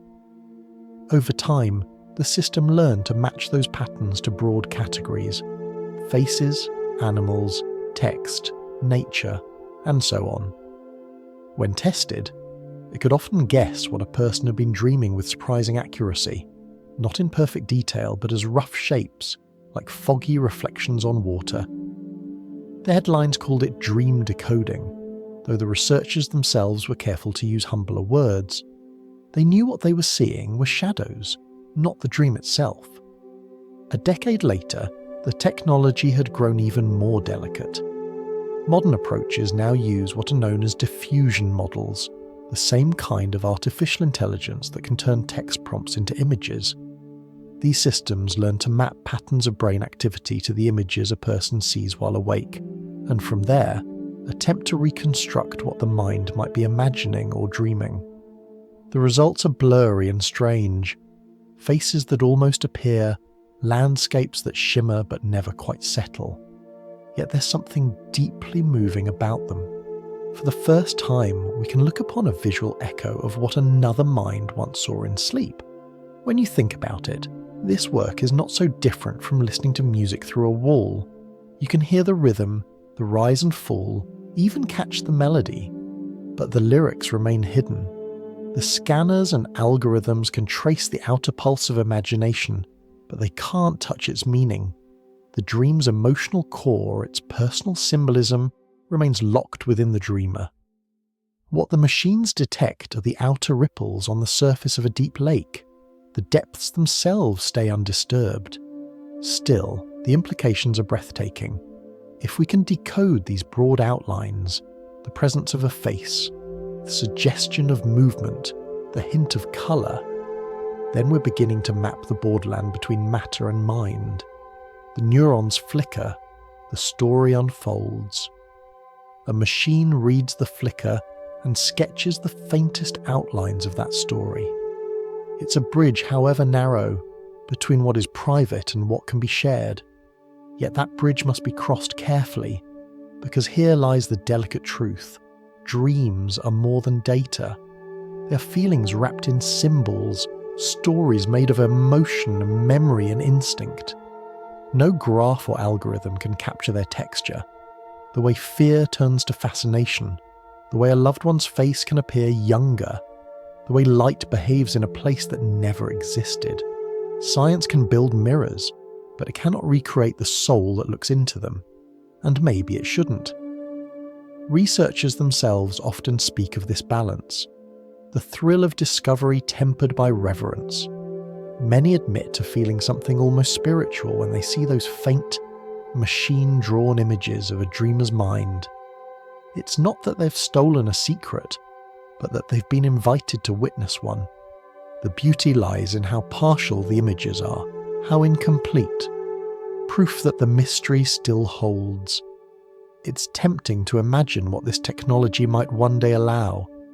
Perhaps, in the distant future, we'll record our dreams like movies, replay them, or share them with others. But for now, the technology remains humble and imperfect. What it offers is not certainty, but awe. The fact that we can read even the faintest trace of a dream reminds us that imagination is physical, that the stories we live each night are written in the living fabric of the brain. And yet, no matter how advanced our tools become, the most important parts of the dream will remain unrecorded. Its emotion, its mystery, its private resonance. Those belong to the dreamer alone. If the scientists decoding these shadows have one message, it's that the frontier of knowledge should always be approached with gentleness. The human mind is not a code to be cracked, but a landscape to be respected. What the scanners see are patterns of light. What they cannot see is why those lights matter. The meaning of a dream lies not in its shape, but in how it feels to the one who dreamed it. And so, as the machines hum softly in their darkened labs and computers translate brainwaves into pale shapes of colour, we should remember that these are only reflections, faint signals of a vast inner cinema that no lens can fully capture.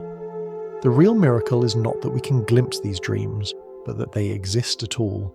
From here, our story will move to an even stranger frontier, not only watching dreams, but speaking to them. Scientists are beginning to find ways to communicate with sleepers, sending gentle questions into the dark and receiving signals back. It's the beginning of a conversation across the border of consciousness, and like all first conversations, it must be spoken softly. From here, the story drifts gently into a possibility that sounds more like fiction than research, yet it's happening quietly in sleep laboratories around the world. For the first time, scientists have begun to hold brief conversations with people while they're still inside their dreams. Imagine that for a moment. Someone asleep in a lab, eyes moving beneath closed lids, face relaxed, and yet able to hear a question and respond from within the dream itself. It's a whisper between two worlds, the waking and the dreaming, a dialogue carried on across the border of consciousness. To understand how this became possible, we need to return to the idea of lucid dreaming, that delicate state where the dreamer becomes aware they are dreaming. Most of the time, when we dream, we're swept along by the story, passive observers in our own mental theatre. But in a lucid dream, a small spark of awareness lights up. The dreamer realizes, this isn't real, and with that realization comes a new kind of freedom. They can sometimes move, explore, or even change the story. What makes this special for science is that lucid dreamers can remember instructions from waking life. They can be asked, before falling asleep, to send signals once they become lucid. For decades, these signals were limited to simple eye movements, 2 quick glances left and right to say, I know I'm dreaming. But in recent years, researchers have gone further. In 2021, several teams across Europe and America collaborated on an experiment that would have seemed impossible a generation ago. The idea was simple but daring. What if, instead of just receiving signals from sleepers, we asked them questions? The dreamers were trained to recognize specific cues, gentle beeps, spoken words, or flashes of light delivered during REM sleep. When the cues appeared, the dreamers, still inside their imagined worlds, were to answer by moving their eyes in coded patterns or twitching specific facial muscles. The questions were simple. Can you hear me? What is 8 minus 6? Do you like chocolate? Yet the responses came, slow but unmistakable. 2 movements for yes, 3 for no. Even arithmetic problems answered correctly while the dream continued around them. It was the first confirmed 2-way communication between waking researchers and sleeping minds. The results were published in Current Biology and spread quietly across the scientific world. The headlines called it Talking to Dreamers, but in truth, it was more like tapping on the glass of another dimension and hearing a faint tap back. For the first time, someone dreaming could listen, think, and reply, all without waking. The implications are both thrilling and tender. If a sleeper can receive information and send a response, it means awareness can persist even as the body rests. The mind, it seems, doesn't vanish during sleep, it merely changes its language. The neural rhythms of REM create a different kind of consciousness, softer, more fluid, yet still capable of understanding.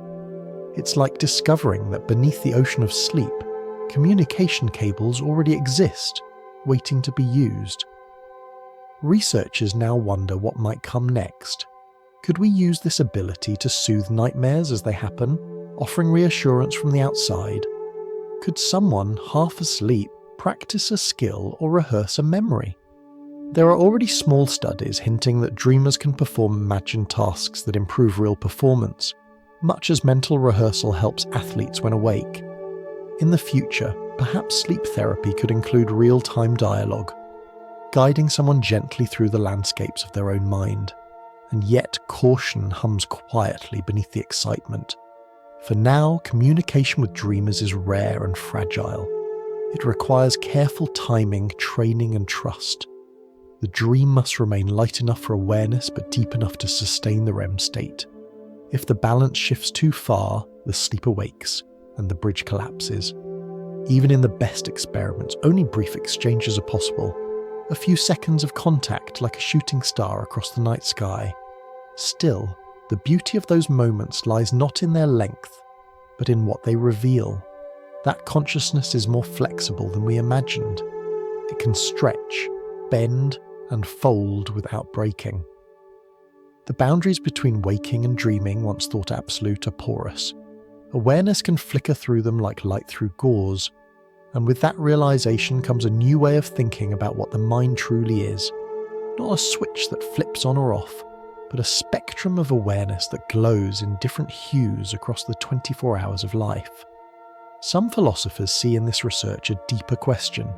If we can communicate with the dreaming mind, then where exactly does the self reside? Is the you that answers from inside the dream the same you that lies in bed? Or is it a temporary echo, a reflection of self-awareness projected into the inner world? The dreamer's voice, when it comes, seems both personal and universal, an echo from a deeper layer of mind that bridges instinct and intellect. For the scientists who conduct these studies, the experience can feel strangely intimate. They describe sitting in dim rooms, watching screens that trace eye movements and electrical waves, whispering gentle prompts through speakers. Then, unexpectedly, the pattern shifts, a series of precise movements, a response. For a heartbeat, they are not alone. The moment feels almost sacred, as if they have touched something ancient and quiet that has always been there, waiting to be heard. This new ability to speak across the threshold of sleep may one day have uses we can barely imagine. Perhaps people recovering from trauma will find ways to reshape painful dreams in real time. Perhaps artists will learn to compose melodies from the rhythm of REM. Or perhaps, as some have already suggested, communication during dreams will remain an art of connection rather than control. A gentle reminder that even when we seem most alone, the mind remains listening. If you picture it, this communication isn't a laboratory phenomenon but a kind of poetry. A question whispered through a speaker. A dreamer half aware, standing in a surreal landscape, hears it echo as thunder, or music, or a stranger's voice. Somewhere in that dream, they move their eyes twice, a signal that they understand. A scientist watching far away marks it down with quiet awe. Two realities joined for a moment by understanding. In the end, the goal isn't to command dreams or to turn them into tools. It's to learn how consciousness weaves itself through every state, how awareness can rise, fade, and rise again like breath. Talking to sleepers doesn't just reveal that the dreaming mind is awake in its own way. It reminds us that communication itself is a continuum, stretching from neurons to words, from feelings to dreams. As we drift further into the frontier, another question emerges.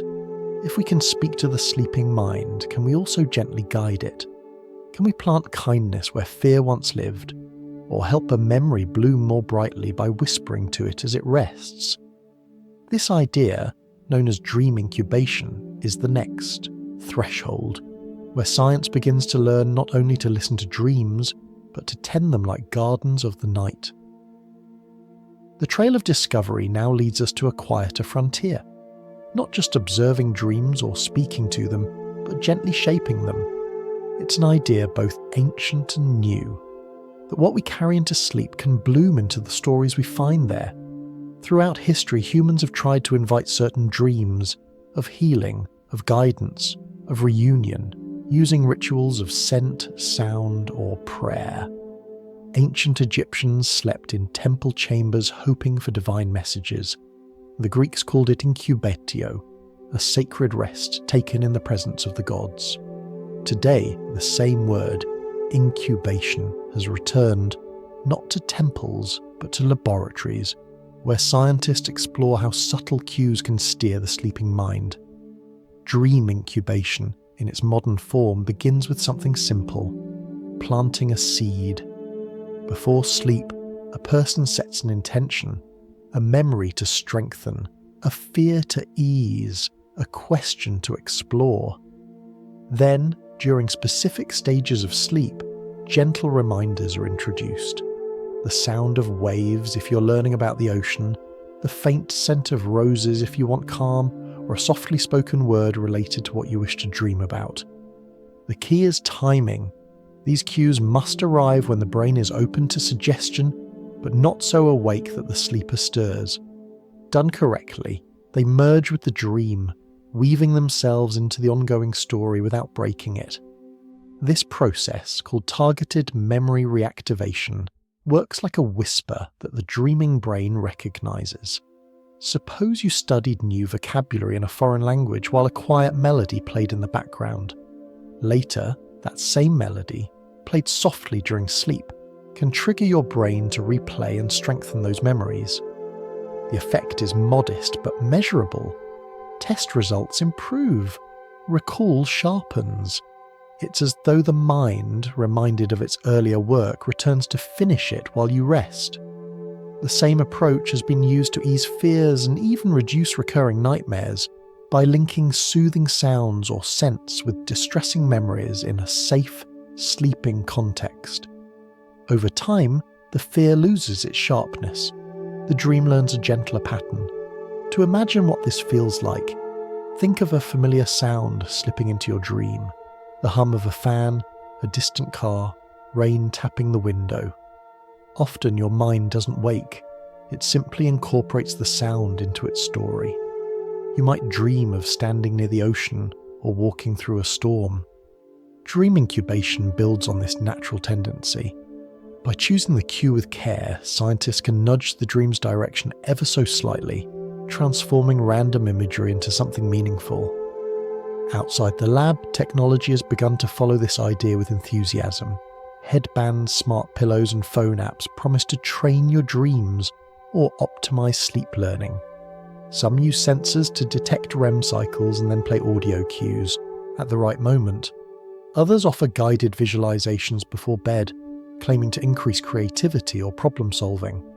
The possibilities sound exciting, but they also raise delicate questions.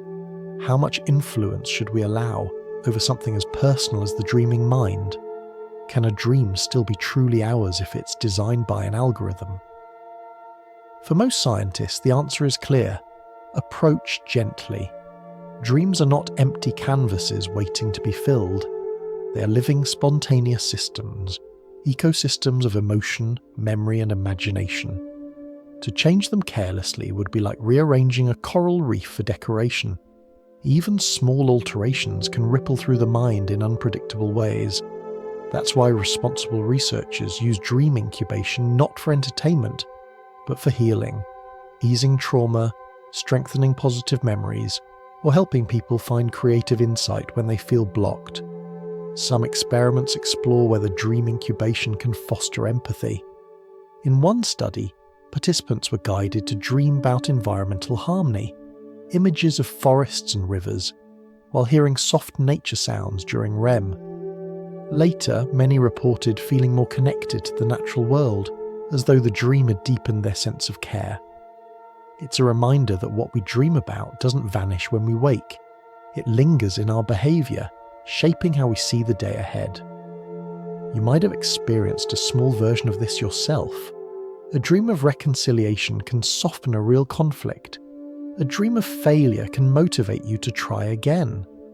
Even without scientific assistance, our minds perform incubation every night, blending daytime emotions into nighttime narratives and returning them to us in new form.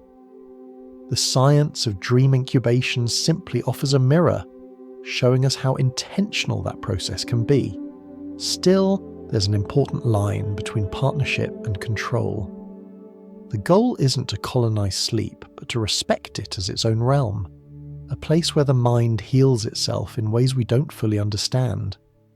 Some sleep researchers worry that if dream manipulation becomes a tool for productivity, a way to optimize learning or hack creativity, we'll lose something sacred. The night, after all, is meant for surrender, not scheduling. The best use of dream incubation may be the gentlest one, not to dictate, but to invite. Imagine instead a future where people use this science not to work harder, but to rest more deeply. Someone grieving might use a scent or sound to guide their mind toward comforting memories. Someone anxious might use gentle tones to build safer dreams. A poet might play fragments of nature sounds before sleep, letting the brain weave them into landscapes of imagination. The technology would serve as a lantern, not a leash, a tool for kindness rather than control. Even now, when you set an intention before sleep, to remember something, to understand something, to let go of something, you are performing a quiet act of dream incubation. No machines required. You are whispering to your future self, asking the night to help in its own mysterious way. And often it does. The future of dream science, then, may not be about mastering the dream, but about remembering how to speak with it, to fall asleep with curiosity, to treat rest as a dialogue rather than a break. Because if the mind is listening while we dream, then every hope we carry into the dark becomes a seed, and sleep, the soil where it might grow. From here, our journey moves beyond what science can do to what it should do. As our ability to read and shape the dreaming mind grows, so must our care for its privacy and dignity.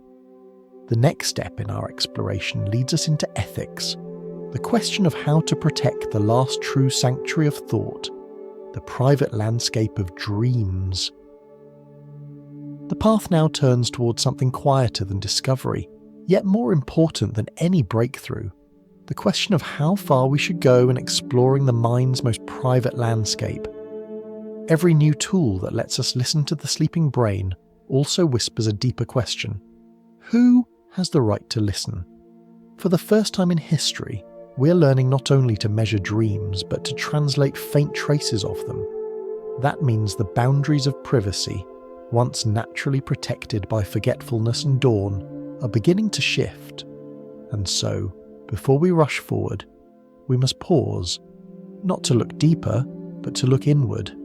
The field of neuroethics, a term still young and evolving, has begun to take this responsibility seriously. It's the study of how neuroscience should respect human dignity, how to balance curiosity with conscience. When we speak of neurorights, we mean the simple idea that a person's thoughts, emotions, and dreams are their own. Just as our homes are protected by walls and doors, our inner worlds deserve their boundaries too. Think of it this way. For all of history, dreams were safe by default. You could tell them or keep them, interpret them or ignore them. No one else could enter that space unless invited.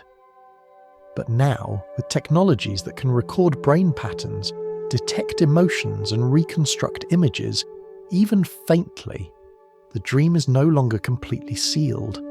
The science is still in its infancy, yes. The images are vague, the interpretation's uncertain, but the direction is clear.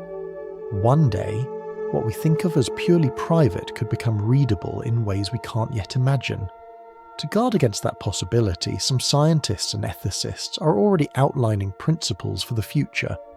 The idea is not to slow discovery, but to make sure that as we learn more, we don't lose something essential. Mental privacy, the right to keep your thoughts and dreams your own, is being discussed in organisations like UNESCO and the OECD as a human right for the age of neurotechnology.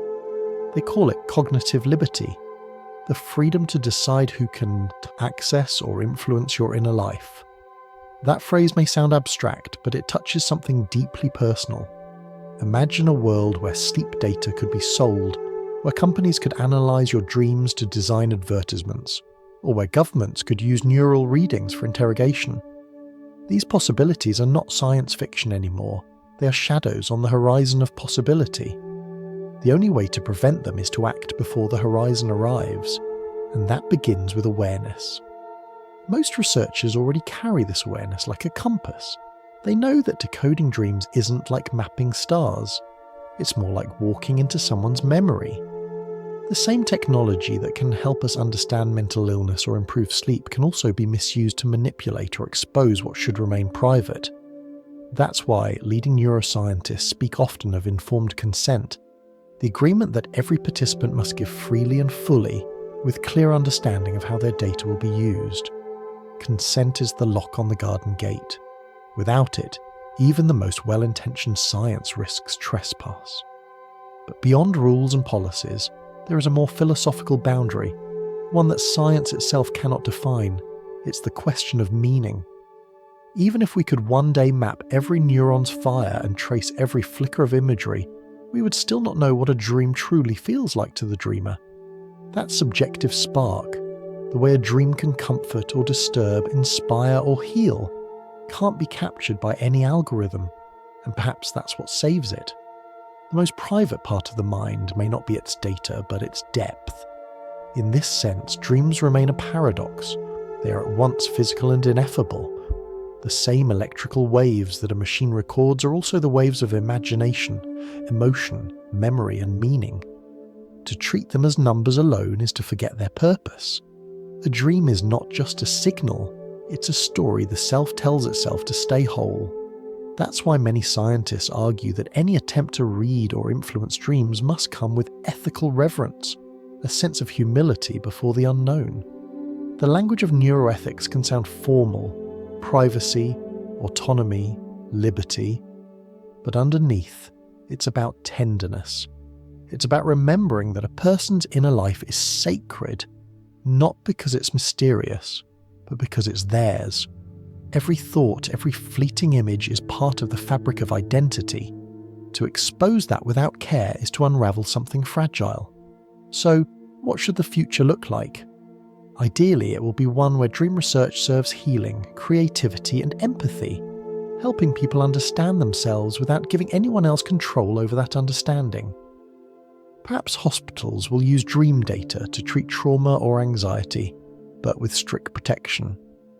Perhaps artists will collaborate with neuroscientists to explore the boundary between biology and imagination, sharing beauty rather than surveillance. And perhaps society will learn to value mental privacy not as a limitation, but as a form of freedom. The last garden still fenced by sleep. That image, the fenced garden, may be the truest metaphor for the dream. Inside its boundaries, wild things grow. You might wander there alone at night, tending thoughts that bloom only in darkness. No one else can see them, and that's what makes them yours. The fence is not a barrier, but a protection, preserving mystery in a world that measures everything. In this garden, science may walk the paths as a guest, but it must never uproot what it doesn't understand. As we move further into this century, technologies will continue to advance. Brain-computer interfaces, AI models that interpret thought, devices that promise to record emotion. Each new invention will offer wonder, but also responsibility. And perhaps the best safeguard of all will not be a law or a machine, but a mindset, curiosity held in balance with compassion. So, when you hear of dream decoding, or of neural data shared across networks, remember this. What matters is not how much we can know, but how gently we choose to know it. The mind is not a puzzle to be solved, but a story to be honoured. Its privacy is what allows it to remain creative, mysterious, and free. From here, our journey begins to turn inward once more, away from the laboratories and back into the quiet landscape of being itself. Now that we've wandered through the biology, the emotion, and the ethics of dreaming, one question remains. What do these nightly journeys reveal about us? Perhaps, as many have wondered, dreaming is not a separate state at all, but simply another face of consciousness, still gazing at the world through half-closed eyes. From here, the story begins to circle inward, like a river returning to its source. We have wandered through the architecture of sleep, the chemistry of dreams, the experiments that read their flickers, and the ethics that must guard them. But beneath all of that, beneath the neurons, sensors and theories, lies something older than science. Dreaming itself. The act of the mind reflecting on its own existence, creating images not to record reality, but to understand it. You might think of the dreaming mind as a mirror. Each night it turns inward, catching not the light of the outside world, but the faint glow of your inner one. In that reflection, the self observes its own motion, memories reshaped, emotions softened, meanings rearranged. And in this nightly reflection, the mind does what it has done for millions of years. It practices being alive. Biology tells us that dreams are built from activity scattered across the brain. Memory regions hum in the hippocampus. Emotion flares in the amygdala. Imagery unfolds in the visual cortex. Logic dims in the frontal lobes. Yet, somehow, all of this fragmented activity coheres into story, a narrative that feels continuous, with you at the centre. The same process that turns daily fragments into dream also turns waking experience into the story of you. Perhaps then, dreaming is not separate from consciousness at all, but it's rehearsal, a nightly version of the same movie that daytime projects in brighter light. When you dream, your brain does what it always does. It builds a world. It draws on memory and sensation, expectation and imagination to create a coherent reality for you to inhabit. The only difference is that, in sleep, the raw material comes from within. Waking life and dreaming life are two sides of the same mirror, each reflecting the other. The neurons that create the experience of walking through your home also create the experience of flying through a city of clouds. To your brain, both are patterns of electrical music. To your mind, both are real while they last. This idea has drawn thinkers for centuries. The philosopher Descartes once wondered whether he could ever be certain that waking life wasn't just a vivid dream. Modern neuroscience, though more cautious, quietly agrees that the difference is one of degree, not kind. When we are awake, sensory input anchors the mind to the external world. When we dream, the anchor lifts, and the same machinery paints reality from imagination alone. In both cases, what you experience is a construction, a rendering made from neural light. It's humbling, isn't it, to realise that the world you see each day, with all its solidity and detail, is built by the same artist who creates your dreams. The mind doesn't stop dreaming when you wake, it simply changes medium. Daylight dreams are called perception, thought, and memory. Nighttime dreams are their quieter cousins, free from the weight of logic. If consciousness is a flame, then dreaming is the flicker that keeps it alive through the long dark. Perhaps this is why dreams can feel so meaningful, even when they make no sense.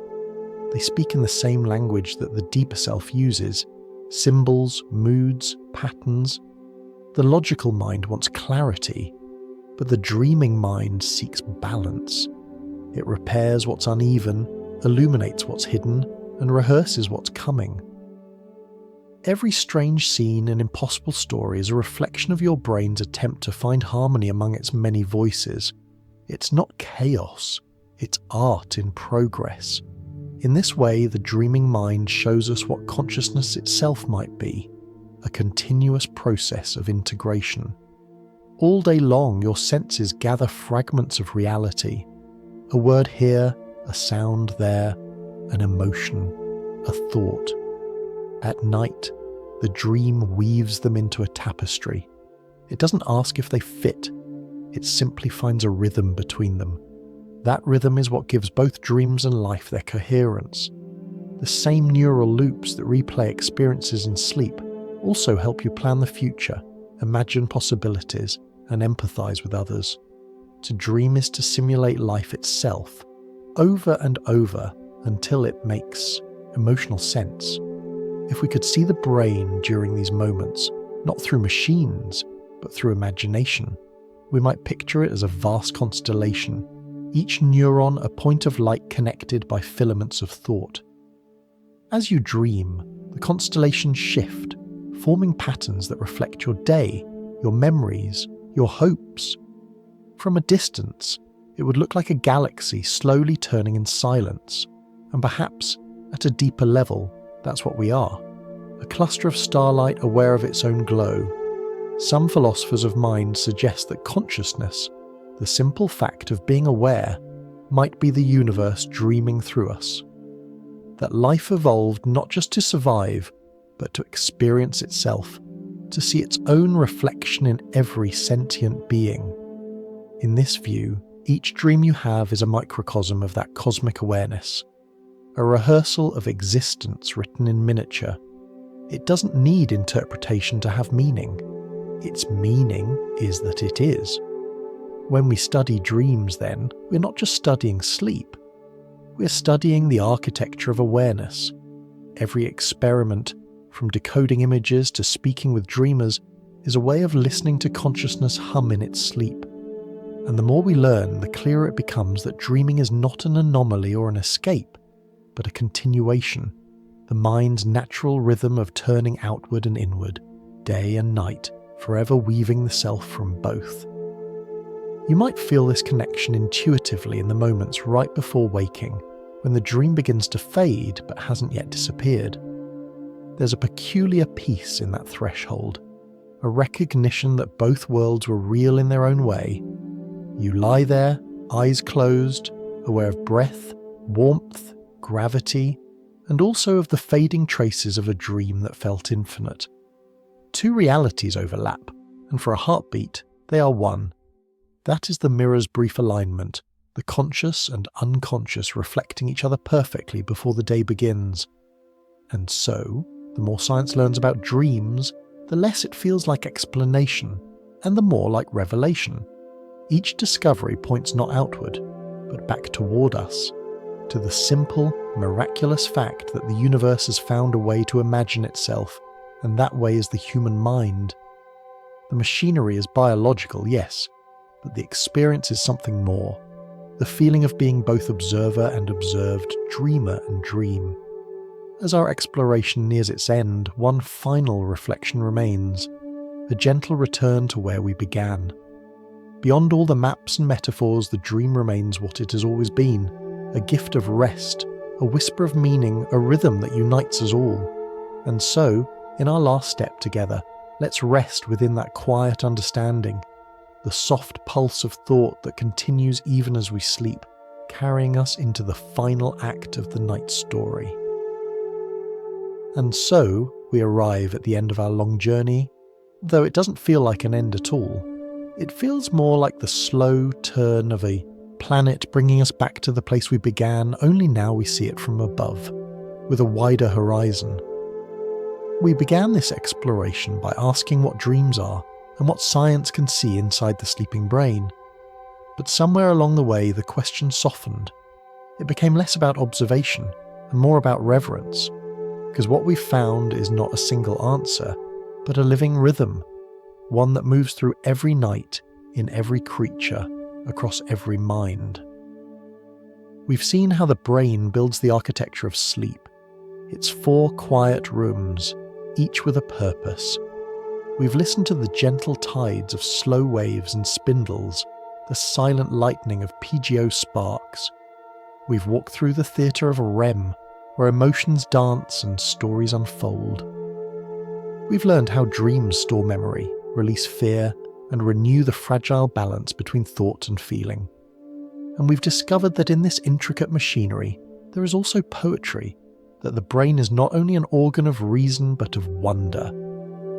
We've watched scientists trace the flicker of dreams with instruments that read light and blood, each faint signal a letter in a language still being learned.